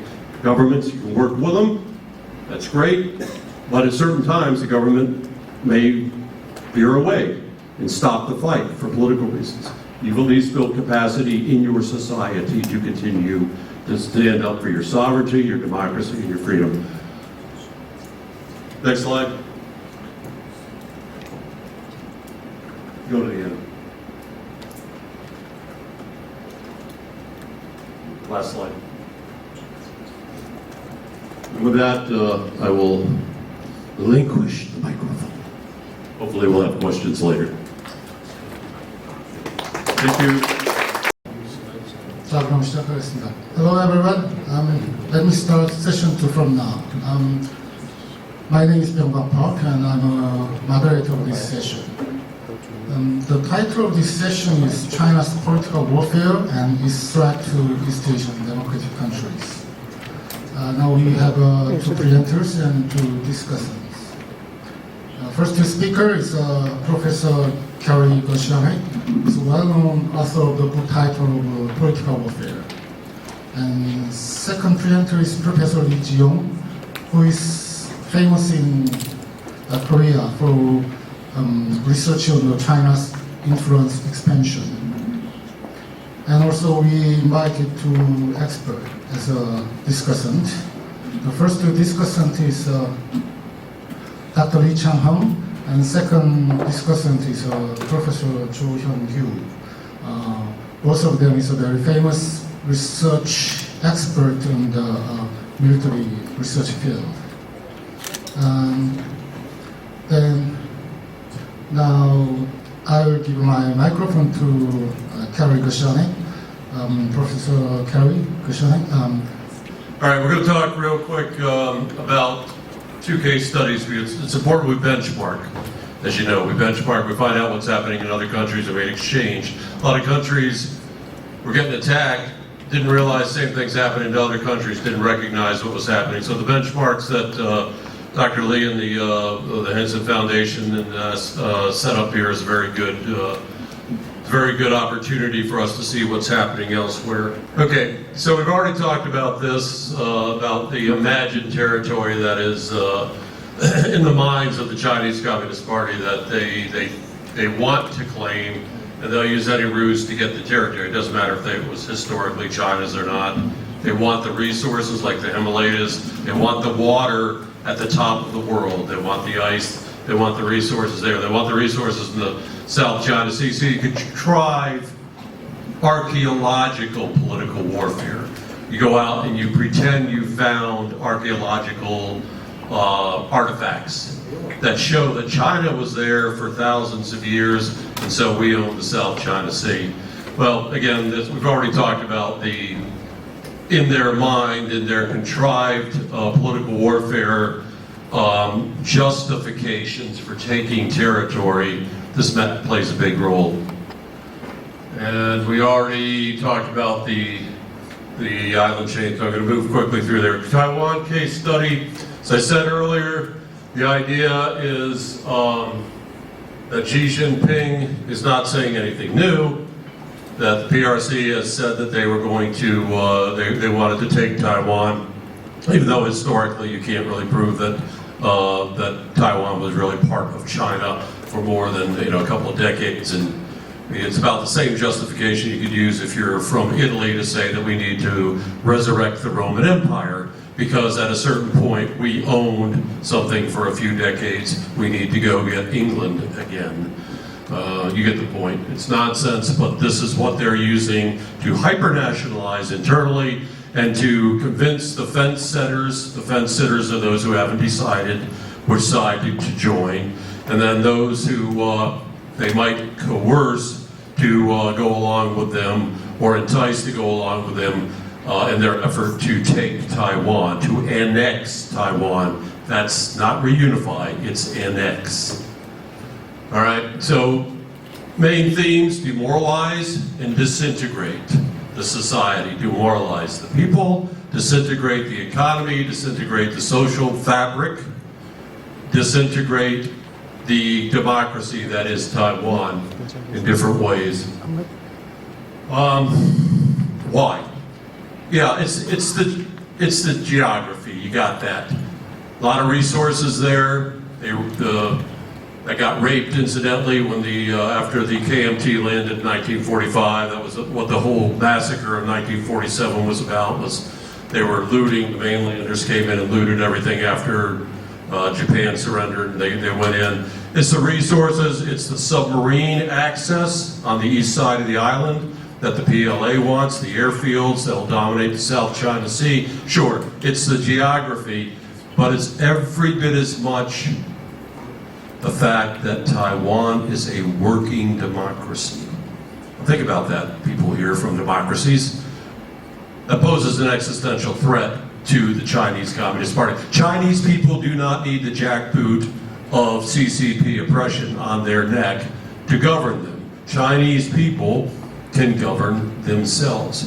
So the idea that Chinese people, or those of Chinese descent who are on Taiwan, and many are not, that they can govern themselves poses ideologically an existential threat to the People's Republic of China, to the Chinese Communist Party in particular.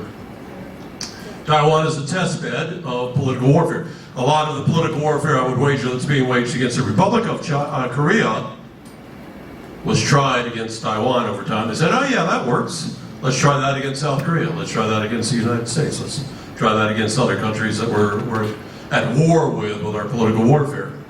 So, move through quickly here. One day I'll master this. There's a history, it's in your slides, it gets us to where we are today, and I won't go through it, but point is that Taiwan has a lot of experience fighting the CCP's political warfare. It goes back to the 1920s when the Chinese Communist Party was founded and the KMT ran China. Okay, so there's a lot of experience there. Trouble is, like the Republic of Korea and the United States and many other countries, they threw it out the window when they democratized back in the 1990s because the KMT had been worse than authoritarian. They had an era of what was called the White Terror. And so when they transitioned in Taiwan from a democracy or from an authoritarian form of governance to a democracy, and they transitioned peacefully, they got rid of a lot of laws. They got rid of the capabilities on the law enforcement side, and military got marginalized, and hence the military, which owns political warfare as a function, no one listened to the military when they were trying to tell them, here's what they're doing to us with political warfare. So Taiwan is in no better shape. For all those years of experience from the 1920s fighting political warfare from the CCP, they're in no better shape than our countries are right now, because they threw away a lot of their institutional knowledge and capabilities as well. Okay, keep going. Again, the goals, intermediate objectives, strategies, they're all laid out. This format, this isn't new. Anyone who studied business strategic planning or government strategic planning and military, you know this thought process: goals, objectives, strategies, tactics. What we need is a book, though, for the Republic of Korea that analyzes what the PRC is doing against the ROK, that addresses all this. And I think that's what I hear some of the great scholars in this room are working on. But I'll leave it to you to look at the notes more carefully in your handouts. But the strategies, objective strategies and tactics are pretty much the same everywhere, okay? They tailor some for the individual country based on culture, based on history, based on how successful they've been in other ways.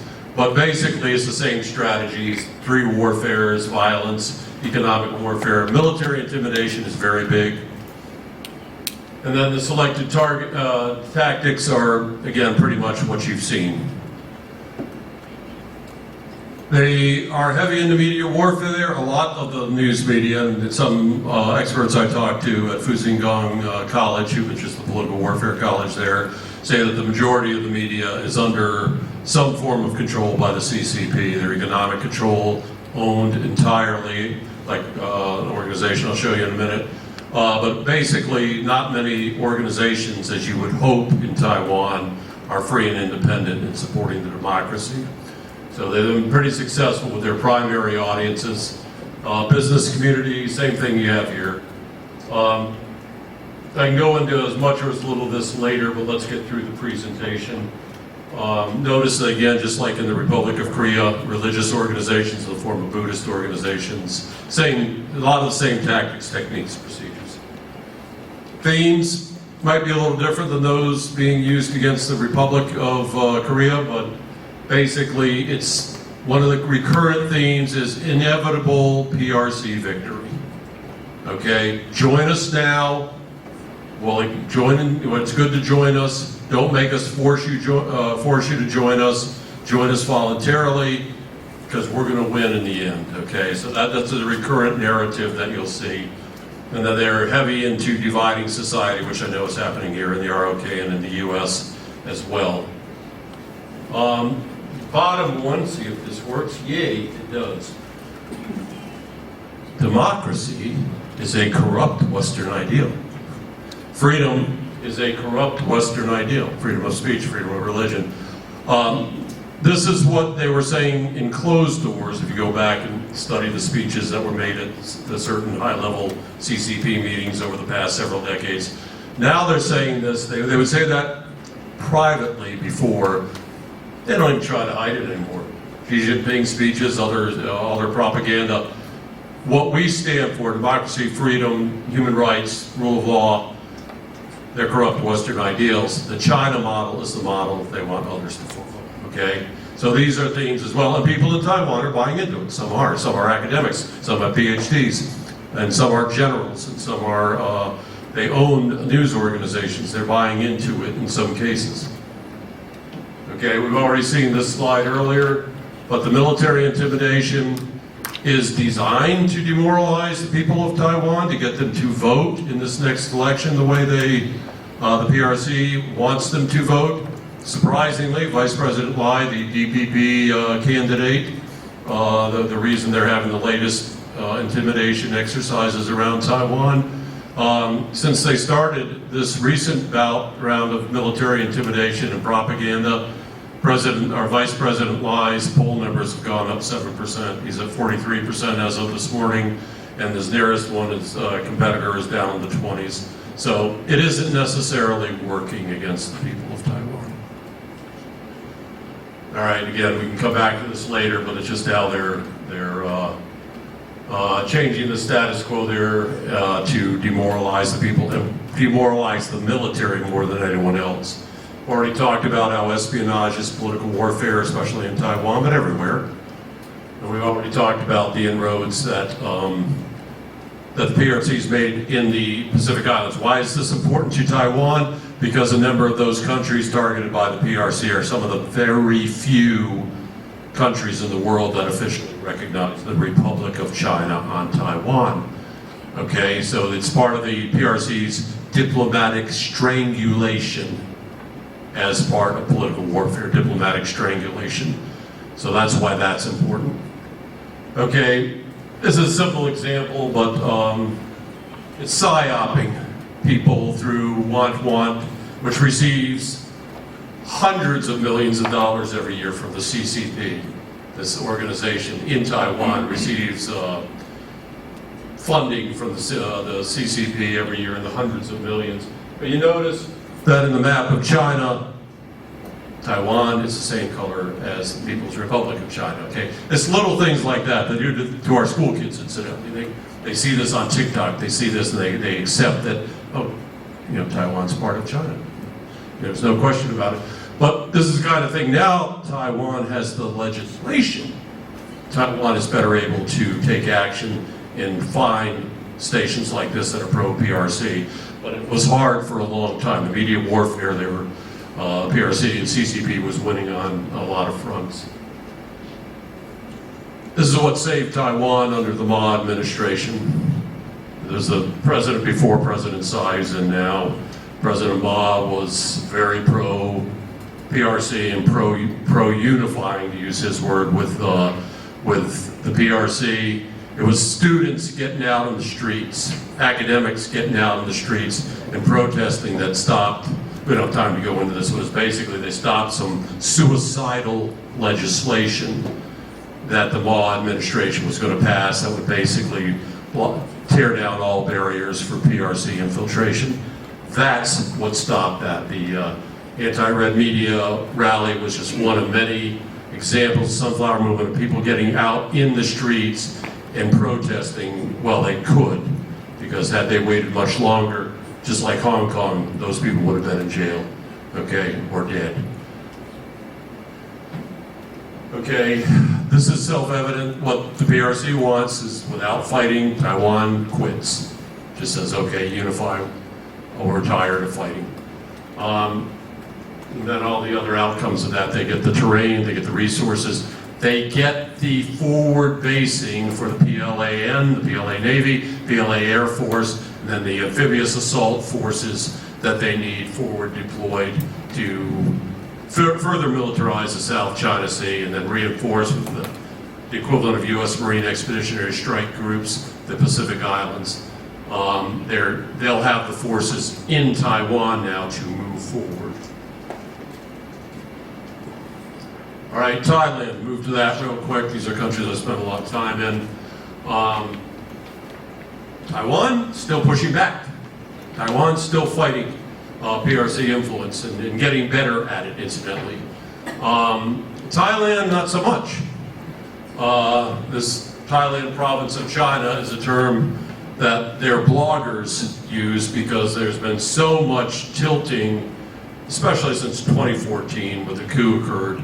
There's so much of a tilt towards the PRC. You won't recognize, no, whatever you thought, for those of you who lived during the Cold War, about where Thailand stood against communism at that point and against communist countries, forget that. That's gone. Okay? So again, the notes are all there. Go into the history a little bit in the notes and all that. But basically, things went around 2000. There was a new prime minister, the first civilian businessman elected prime minister of Thailand.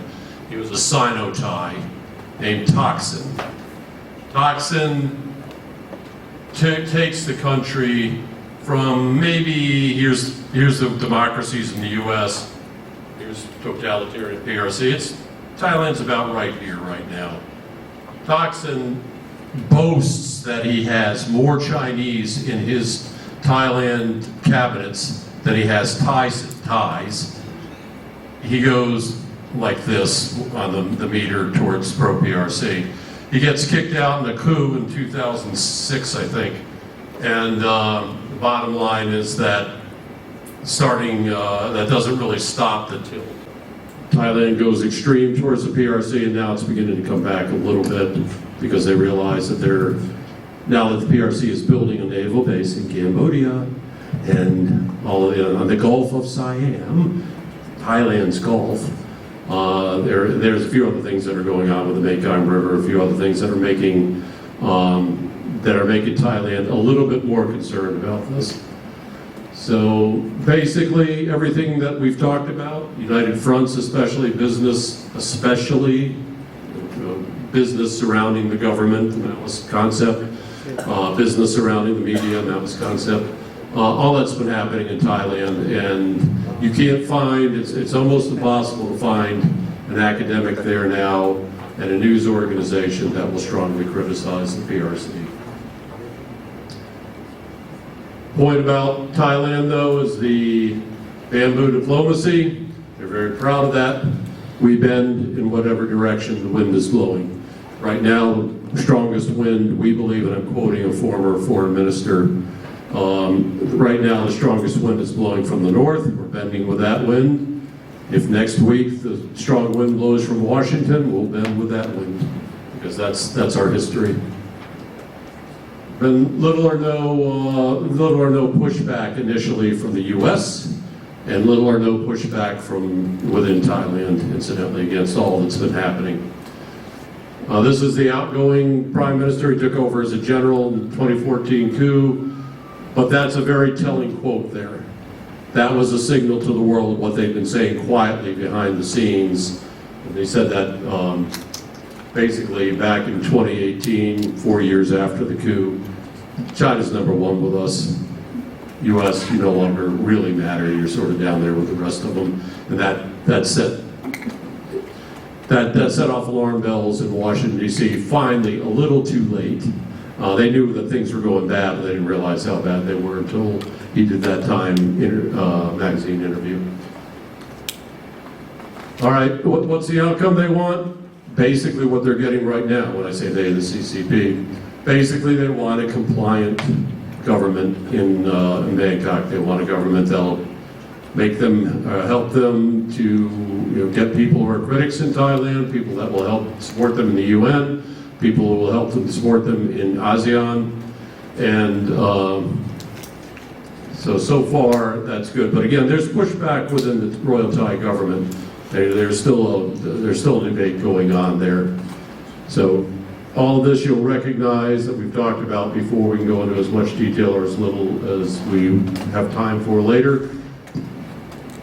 Again, you always assess as you're going through these studies, what are the audiences? In this case, the Sino-Thai business community was, in addition to key military officers, that was the key to a large part of the turnaround back in the early 2000s. Okay, this just gives you a sense of the media warfare that CCP is conducting against Thailand. All of the people in the Thai Chinese Journalists Association are affiliated. They're not affiliated with, a real newspaper. They're not affiliated with a real broadcast news outlet. They're affiliated with the party state. They're either PRC representatives or they're CCP representatives. You can tell by their affiliation. But it's very high level interaction. And that influence shows with the funding of journalists going to China, funding of news organizations, content sharing agreements, etc. So that high level investment of people makes a big difference in what's going on there. I already talked about the economic influence. Military, a lot closer cooperation between the Thai military and the PLA, and that's had a continuing impact on the political warfare persuasion, luring people in. And then the proxy armies, of course, Thailand knows that right next to them, pretty close, there's proxy armies from China, Chinese funded and equipped and trained. The best proxy army in Asia at this point, the UW, United State Army, is right on their border, and that can be used to create disruption within Thailand. So they're aware of that as well, having fought a 30-year civil war against PRC, funded, supported, trained proxy armies. All right, themes. You can look at them later if you're interested. I don't want to stay on time. And basically, the outcome that the CCP wants is Thailand is an ally. All right? What does that mean to all of you in here? What does an ally mean? ROK, US, we have a formal treaty alliance. At Chulachandklao Royal Military Academy, where I taught, and the Royal Thai Navy Academy, where I taught in Thailand, they now refer to China as their ally. So if you understand the implications of that, I think that Thais see China as their ally. Ultimately, they want to split the Thai-US alliance. And again, my assessment is that basically the PRC has been pretty successful against Thailand. Good case study for those of you who want to go in deeper, because I'll guarantee that a lot of what they did against Thailand, they're doing against the Republic of Korea. But they've been pretty successful there. It's had a huge impact on the type of governance you see there. It is considered, Thailand is considered not free by Freedom House. And there's a lot of other problems because they have validation from their senior partner from Beijing, which is the China model. They have validation to be this, okay? So that's very, very significant. Had things gone differently, Thailand may not be considered this anymore. All right. Implications for the ROK, again, you can look at it, but basically, bottom line is this is a good case study. You can benchmark what happened to Thailand, which opened the door and said, come on in. ROK is locking the door and saying, more and more you're locking the door and saying, stay out, PRC, and your influence. But it's a good case study for you. And with that, I think I'm done. Yeah, okay. Thank you. Thank you very much for your wonderful presentation. I'm Jiong I today present the topic, the same topic, China's foreign warfare, and but I specifically focus on the Korean case. I'll speak my topic in Korean for Koreans. So foreigners, please take the receiver simultaneously for you. Okay.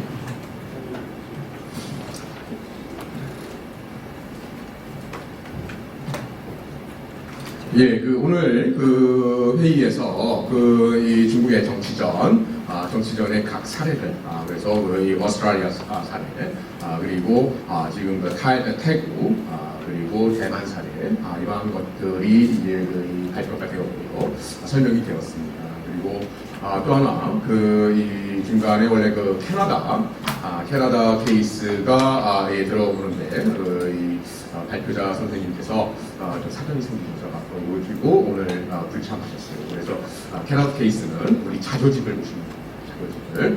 그래서 자료집 마찬가지입니다. 그런데 지금 우리가 이 특정 이 케이스를 본 거죠. 오스트레일리아, 캐나다, 타일랜드, 타이완, 그리고 지금 제가 말씀드릴 한국, 이러한 주제를 다루는데요. 그런데 바로 여기서 이제 아시게 될 겁니다. 이게 공통되구나. 그래서 이것이 단순히 오스트레일리아만의 문제가 아니고, 캐나다의 문제도 아니고, 미국의 문제만도 아니고, 한국의 문제만도 아니다. 중국이 특히 보다 정확하게 말씀드리면 중국 공산당 인민해방군입니다. 그래서 중국 공산당 인민해방군, 그래서 그 줄여서 중공인민해방군이라고 부르겠습니다. CCPPLA 이렇게 줄여서 부르겠습니다. 이들이 세계 패권을 장악하겠다. 그리고 자기들의 질서를 구축하겠다라고 하는 그러한 전략 목표를 가지고 그것을 매우 은밀하게 비밀스럽게 그동안 전개해 왔다는 것을 우리는 모르고 있었다는 겁니다. 그런데 지금 오늘 우리 한국에서도 이러한 그 컨퍼런스가 개최되듯이 이제 우리 알게 됐다라고 하는 거죠. 저들이 어떠한 방식으로 이 자유의 질서를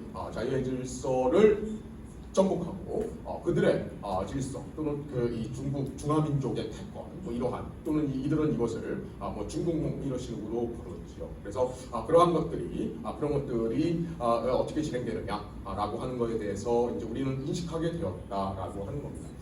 바로 그래서 이러한 맥락에서 한국에서는 지금 어떻게 전개되느냐라고 하는 주제를 중심으로 해서 거기 이제 포커스를 맞춰서 발표하도록 하겠습니다.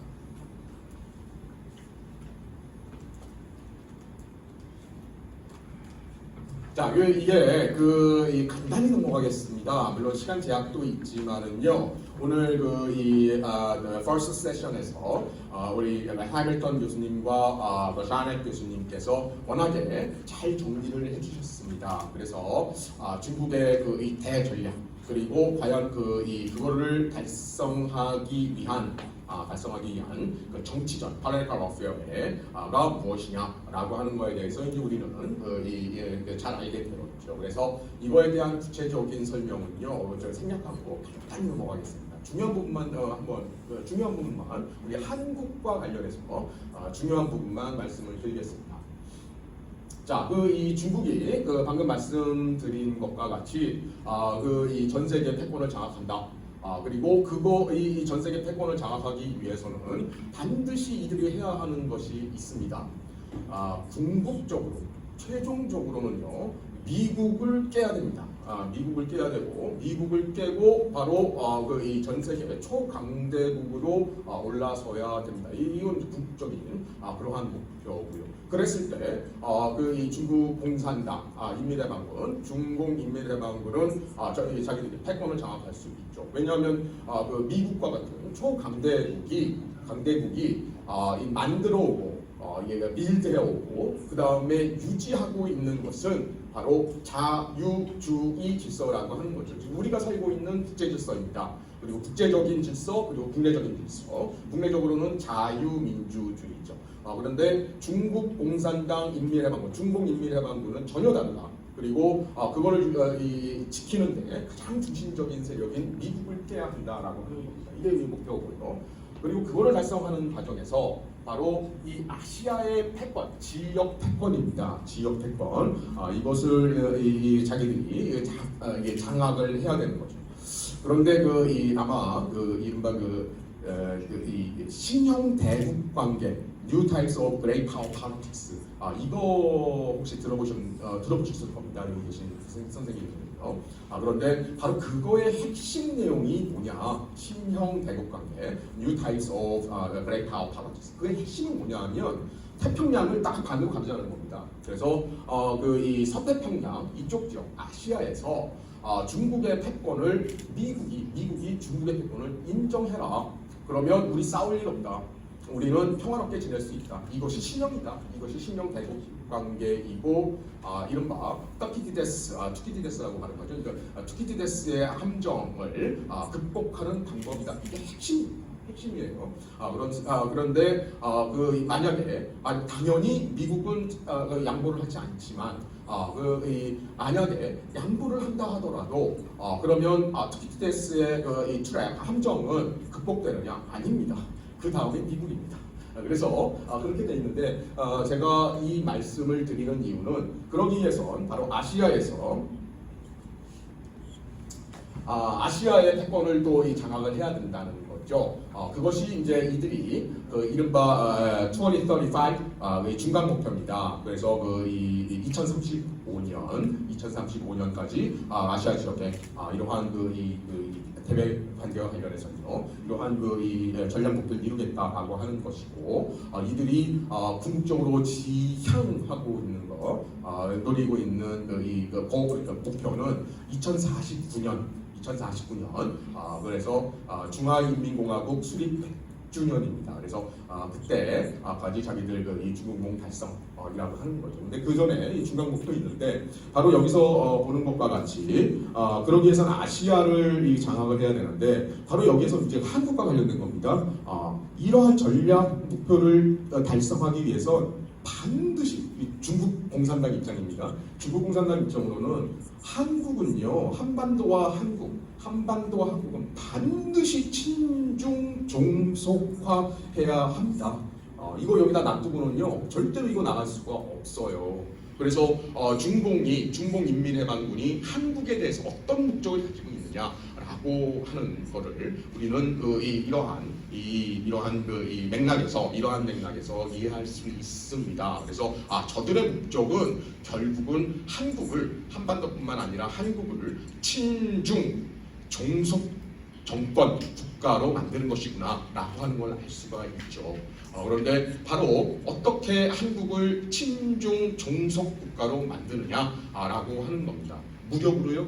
오늘의 주제지만 이들은 무력은 파이널 최종적인 수단이고요. 그 전에 바로 정치전, Apparatus warfare 또는 이 초한전이라고 하죠. 이거는 중국의 군사 전략가가 개념 정의를 한 겁니다.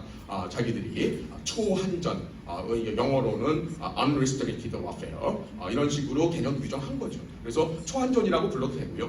또는 정치전이라고 불러도 됩니다. 어쨌든 이러한 우리가 전혀 익숙하지 않은 전쟁 방식을 전쟁을 이들은 수행해 오고 있다라고 하는 겁니다. 다시 한번 말씀드리면 왜 그러냐?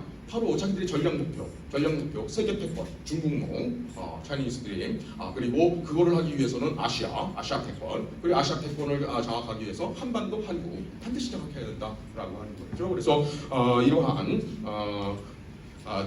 이것을 추진하고 있다. 그게 바로 이제 우리가 위치하고 있는 이른바 이 지정학적 위치에 있는 우리의 중국과 관련해서 우리가 놓여 있는 그런 지점이 되겠습니다. 그래서 그런데 이제 이거는 중국의 입장으로는 그렇고요. 여기서 간단히 말씀드리면, 그렇게 된다면 성공 가능성, 저는 개인적으로 중공인민해방군이 자기들의 전략 목표를 달성할 가능성 거의 제로에 가깝습니다. 제로. 그런데 만약에 이들이 이러한 전략 목표를 달성한다면 그것은 한국에게는 무엇을 의미하는가라고 하는 거죠. 단언할 수 있습니다. 이거는 제가 단언을 할 수 있습니다. 현재 대한민국은 더 이상 없다. 만약에 중공이 성공한다면 더 이상 없습니다. 그래서 우리는 과연 어떠한 이 대한민국을 갈 것이냐 라고 하는 그러한 주제가 여기서 정해지는 거죠. 그래서 오늘의 주제인 Apparatus warfare, 정치전, 이것은 이들이 또 다른 의미로 얘기할 때는 이 초한전 또는 무제한 전쟁, 한계를 뛰어넘는 그러한 무제한 전쟁이다, 이렇게 개념 규정하고 있습니다. 이것도 간단히 말씀드리겠습니다. 어떠한 한계를 뛰어넘느냐? 모든 한계를 뛰어넘습니다. 전쟁에 대한 개념, 인식, 우리의 지식, 그리고 전쟁의 수단, 방법, 그리고 전쟁의 범위, 누구를 대상으로 전쟁을 하느냐, 어디에서 전쟁을 하느냐, 또는 전쟁의 시기, 그리고 하다못해 우리의 윤리와 규범, 법, 이러한 모든 것을 갖다가 다 무시하고 다 뛰어넘어라. 그래서 무엇을 위해서? 바로 그들의 전략 목적을 달성하기 위해서, 바로 중국몽, 중화패권, 그들이 달성하는 그 목표를 달성하기 위해서 수단과 방법을 가리지 않고 전쟁을 전개해야 한다라고 하는 거죠. 그래서 이것도 일단 이거 오늘 다 설명이 된 상황입니다. 그래서 이러한 전쟁을 지금 해오고 있다. 그래서 이 중공인민해방군 개념에 따르면 우리는 중국과 전쟁 중이었고요. 지금도 전쟁 중입니다. 다만 우리만 모르고 있을 뿐입니다. 이들은 우리에 대해서 전쟁을 하고 있는데 어떤 전쟁? Political warfare 또는 Unrestricted warfare를 전개를 해오고 있는 거죠. 그래서 이미 이들은 우리에게 대해서 전쟁을 해오고 있다.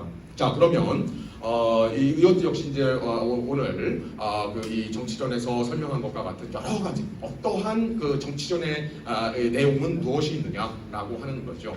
대표적인 것만을 지금 말씀드리는 겁니다.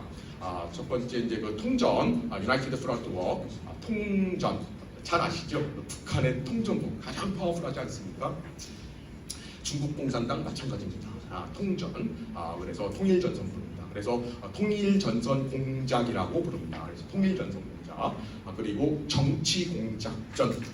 아까 말씀드린 지금까지 말씀드린 Political Warfare와 약간 좀 차이를 두는 보다 세밀하게 들어간다라고 하는 의미에서 Political Warfare라고 이렇게 이름을 붙였습니다. 그래서 정치공작전. 그리고 아까 말씀드렸던 것 같이 미디어 워페어, 그리고 ICT 정보통신 워페어전, 정보통신전, 그리고 마약전, 범죄전, 그리고 삼전, 여론전, 심리전, 법률전. 이 삼전은 아예 그냥 그 인민해방군 교본에 바로 그냥 나와 있습니다.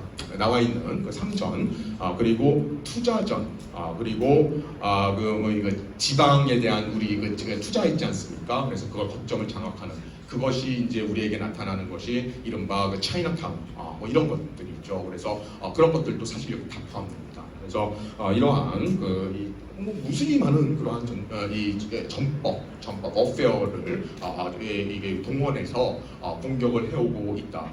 그런데 다시 말씀드리지만 우리는 바로 그동안 이러한 전쟁에 대해서 전혀 인지 못하고 있고 굉장히 생소합니다. 우리는 잘 몰라요. 그러다 보니까 우리가 공격당하고 있다라고 하는 사실을 모르고 있었던 것입니다. 그런데 이들은 이 지금 얘기할 때 Political Warfare 또는 Unrestricted Warfare 또는 초한전, 무제한 전쟁 이런 식으로 개념을 댔지만 이것이 새로운 개념의 전쟁이냐? 이들 중공에게는 그렇지 않습니다. 원래 이것이 중국 공산당 인민해방군의 전쟁 방식입니다. 우리와는 다른 전쟁 방식이죠. 이들은 싸우는 법과 싸우는 전쟁의 방법과 수단과 전법이 우리와는 전혀 다르다라고 하는 거예요. 그래서 우리는 보통 이제 정규 군대를 동원해서 전쟁하고 이런 것만 생각하잖아요. 이게 아니다라고 하는 거죠. 이거는 새로운 게 아니다. 원래 중국 공산당이 바로 이러한 전법을 통해서 대륙을 공산화하는데 성공했던 겁니다. 그 국뽕내전 이런 거 잘 아시죠. 그래서 거기에 바로 이런 것들을 동원했는데 이거를 현대 상황에 맞추어서 발전시켜서 사용하는 그러한 상황에 있다라고 하는 거죠. 그 중에 하나가 이 통전이 있습니다. United Front War 이제 조금 더 자세히 보면은요, 도대체 통전의 목적이 무엇이냐라고 하는 거죠. 통전은 말 그대로요. United Front War 그 통전이란 건 말 그대로 뭐냐면요. 공산당은 뒤에 딱 숨어 있어요. 그런데 뒤에 숨어서 딱 이게 은밀하게 이게 조직을 갖다가 조직화를 하고 지시를 하고 전략적 사항을 전달합니다. 자기는 숨어 있어요. 그런데 이들이 연관하고 있는 것이 무엇이냐? 바로 사회의 모든 세력들입니다. 그래서 예를 들자면 한 국가로 보면 이른바 양심적 지식인 또는 진보 지식인 또는 좌파 또는 청년 학생, 그 다음에 민족 기업가 이런 개념들 또는 예술인, 영화인 이러한 이런 재반 세력입니다. 그리고 교회, 종교, 사찰, 절 이런 거 다 포함됩니다. 그래서 이들을 갖다가 다 자기들을 이게 규합을 하는 거예요. 하나의 통일적으로 무엇을 반대로 통일을 하느냐, 뭘 상대로 통일을 하느냐, 통일 전선을 만드느냐, 바로 현재의 정권, 현재의 체제입니다. 현재의 체제. 현재 체제 또는 현재 정권에 불만을 가지고 있고 문제의식을 가지고 있는 사회의 이러한 세력들을 바로 공산당이 뒤에서 은밀하게 딱 조직을 해서 바로 집중적으로 이들을 동원해서 공격을 하는 이것이 통일전선 정법입니다. 그래서 이걸 통해서 그러나 이 공산당과 통일전선을 하고 있는 이런 각각의 소셜 그룹들은요 자신들은 공산주의 원하지 않습니다. 사회주의 원하지 않아요. 그리고 만약에 중국과 관련된 거라면 친중 원하지 않습니다. 친중 원하지 않아요. 그리고 중국 별로 거부하고 그럽니다. 그래서 안 좋은 인식 가지고 있어요. 하지만 각각이 공산당과 동일한 그 이념과 이해를 가지고 있지는 않지만 바로 하나의 목적이 있다는 거죠. 뭐냐? 바로 현재 정권, 현재 체제를 이들을 동원해서 전복하는 바로 그러한 겁니다. 통전. 그래서 중공 마오쩌둥은요 이 통전을 이걸 갖다가 이 매직 웨폰 이건 이제 그 통역을 위해서입니다. 뭐 마법과 같은 그러니까 우리식으로 얘기하면 법보 중에 법보입니다. 법보 정말 매직 웨폰입니다. 최고의 수단이다. 근데 이걸 갖다가 시진핑이 뭐라고 그랬냐면요. 바로 통전은 그냥 법보가 아니야. 우리 마오쩌둥 동지는 바로 중국 공산당 인민해방군 통일전선 세 개를 법보라고 했지. 그런데 나는 이렇게 말하고 싶어. 시진핑의 말입니다. 법보 중에 법보다. 법보 중에 법보. 최고다 이거죠. 참고로 시진핑의 부친이 시중신은 바로 통전 부장 출신입니다. 그래서 이걸 갖다가 이제 강화를 해오고 있는 그런 거죠. 누구와 통일전선을 갖느냐? 국내적으로는 그런데 해외에서는 어떻게 하느냐? 마찬가지입니다. 해외에 각 가지고 있는 진보 좌파 또는 노조 또는 또 아주 그 자유 성향의 그러한 야당 또는 양심적 지식인들, 예술인 이런 세력들이죠. 그리고 여기에 플러스해서 가장 큰 기반이 바로 화교. 그리고 외국에 지금 나와 있는 중국인 유학생, 중국인들 이분들이에요. 그래서 한국의 맥락에서는요 원래 아주 작은 규모의 화교, 그 다음에 새롭게 들어온 중국인 유학생, 그 다음에 중국인 이 노동자 플러스 사실은 조선족입니다. 조선족이요. 그래서 이게 한국적 특성에서에 나타나는 거죠. 그래서 이들과 이러한 그 연대를 구축한다라고 하는 거죠. 그런데요, 이게 평소에 그러면 거기 있는 이분들이 중국인 유학생 이분들이 통일 전선에서 한국을 어떻게 전복하자 이러한 마음 갖고 있느냐? 아닙니다. 그분들은요 이 통일 전선 개념도 잘 모르는 분들이 대부분이에요. 대부분. 우리나라에 와 있는 중국인 분들, 중국인 유학생 또는 조선족 이분들 그리고 우리나라의 여러 제야 이러한 이 사회 시민단체 이분들은요 통전 개념도 모릅니다. 통전 개념도 몰라요. 바로 이게 무서운 점입니다. 바로 그런데 바로 이게 중국 공산당이 이들을 이런 식으로 조직을 해서 뒤에서 자기들이 필요할 때 이들을 동원하는 그런데 사용하는 강력한 수단이다라고 하는 거고요.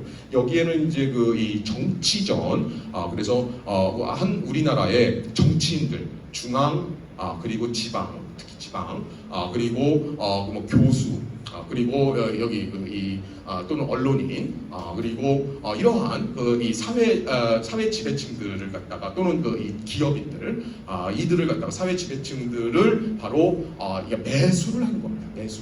그래서 그들을 중국의 의지에 중국 공산당이 의도하는 바대로 따르게 하는 행동하게 하는 그렇게 만드는 그러한 공작을 정치전이라고 이렇게 말씀드릴 수 있겠습니다. 그래서 이러한 체제를 하는데 중국은 우리가 다시 한번 말씀드리지만 중국 공산당 일당 독재 체제이고 전체주의 사회입니다.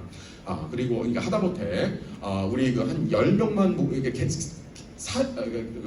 개별적으로 사교 모임 한 10명만 모이더라도요 반드시 당 세포가 거기에 들어가게 되어 있습니다. 그거 되어 있고요. 그 다음에 현재는요 ICT 혁명이잖아요. 정보통신 사회다 보니까 디지털 기술을 이용해서 바로 중국 전체를 디지털 1984 이런 식으로 이렇게 이 전체주의화를 이미 달성을 했습니다. 그래서 디지털 1984 조지 오웰의 1984 이런데 바로 이 중국 전체에 이러한 조직과 기관과 민간 기업 이것을 갖다가 전체적으로 다 동원을 하고 있다라는 거죠. 그래서 중국에는 간단하게만 말씀드리면 결론만 말씀드리면 중국에는요 순수한 민간 조직은 하나도 없습니다. 있을 수가 없어요. 있어서도 안 됩니다. 하다못해 우리가 알고 있는 종교기관이요 전부 통전기관입니다. 통전기관이에요. 그리고 하다못해 종교기관이 있죠. 종교기관 그리고 예술인들은 어디에 소속되어 있느냐? 인민해방군이 관리합니다. 그래서 없다 우리와 같은 이렇게 민간 사회가 없다 다른 사회다라고 하는 거고 이들이 또 전개하고 있는 것 중에 하나가 마약 범죄전 이것은 여기 밑에 각 주에 달았지만 샘 쿠퍼가 willful blindness라고 하는 것에 아주 잘 설명이 되어 있습니다. 어떻게 중공 인민해방군이 범죄 조직과 마약을 통해서 한 나라를 망가뜨리고 그리고 장악해 나가느냐라고 하는 거 그렇게 나와 있습니다. 그래서 이러한 것들이 한국에 지금 이 심각하게 들어와 있는데 우리만 모르고 있습니다. 그러나 증거는 많이 있습니다. 증거는 이미 많이 있습니다. 우리는 단지 조사를 안 할 뿐입니다. 여기에 이 구글이나 이 인터넷 검색 엔진에 이러한 키워드 여기 지금 나열한 키워드를 넣으면은요 무수히 많은 사실들이 나오게 됩니다. 얼마큼 우리 사회를 갖다가 우리 사회 한국에 대한 정치전을 전개해오고 있느냐라고 하는 그것을 알 수가 있는 거죠. 그래서 이거에 대해서 이제 우리가 우리의 자유와 독립과 주권 그리고 우리의 번영의 기반 이거를 지키기 위해서는 우리도 이것을 첫 번째 인식을 하고 그것에 대해서 대응을 해야 한다. 대응하기 위한 방법은 어떤 게 있느냐? 여러 가지가 있습니다. 그러나 아주 시급한 거는 대만의 사례가 있겠습니다. 대만은 중국의 정치전에 대해서 여기 나와 있듯이 반삼투법을 갖다가 제정함으로써 상당 부분 약화를 시킬 수가 있었습니다. 이러한 것들 우리나라에 아주 필수적이다. 그리고 한국의 우리 사이버 공간의 여론전 이거를 막기 위해서 우리 사이버 공간 도움해야 한다. 그리고 우리의 선거 시스템 굉장히 지금 문제 많죠. 중공이 개입되어 있다라고 하는 증거도 나오고 있습니다. 그거에 대한 조사와 이러한 대처가 필요하지 않느냐라고 하는 것이고요. 그리고 특히 ICT 정보사회에서요, 우리 정보통신은 우리 인간에게 뇌와 중추신경계에 해당합니다. 이거 장악되면 그냥 끝나는 겁니다. 그래서 우리나라의 정보통신망에 중국의 멜웨어, 스파이웨어 이러한 것이 들어가 있는 부품들을 모조리 걷어내야 됩니다. 이거는 우리 국가 안보의 문제이자 우리 생존의 문제이다라고 하는 거죠. 이거 외에도 우리가 지금 해야 할 일들이 굉장히 많다. 무엇을 위해서? 우리의 자유를 지키기 위해서, 우리의 주권과 독립을 지키기 위해서라고 하는 거죠. 그래서 이제는 우리가 행동에 나서야 할 때다. 이직만 할 게 아니라 행동에 나서야 할 때다라고 하는 것을 끝으로 말씀드리면서 제 발표를 마치겠습니다. 감사합니다.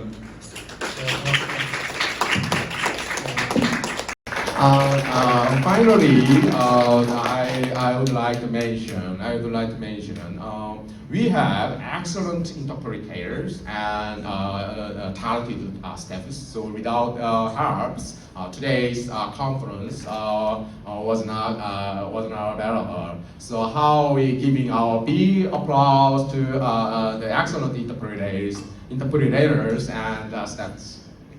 Thank you. Thank you, participants and guests. Thank you. Today's conference is closed. Thank you.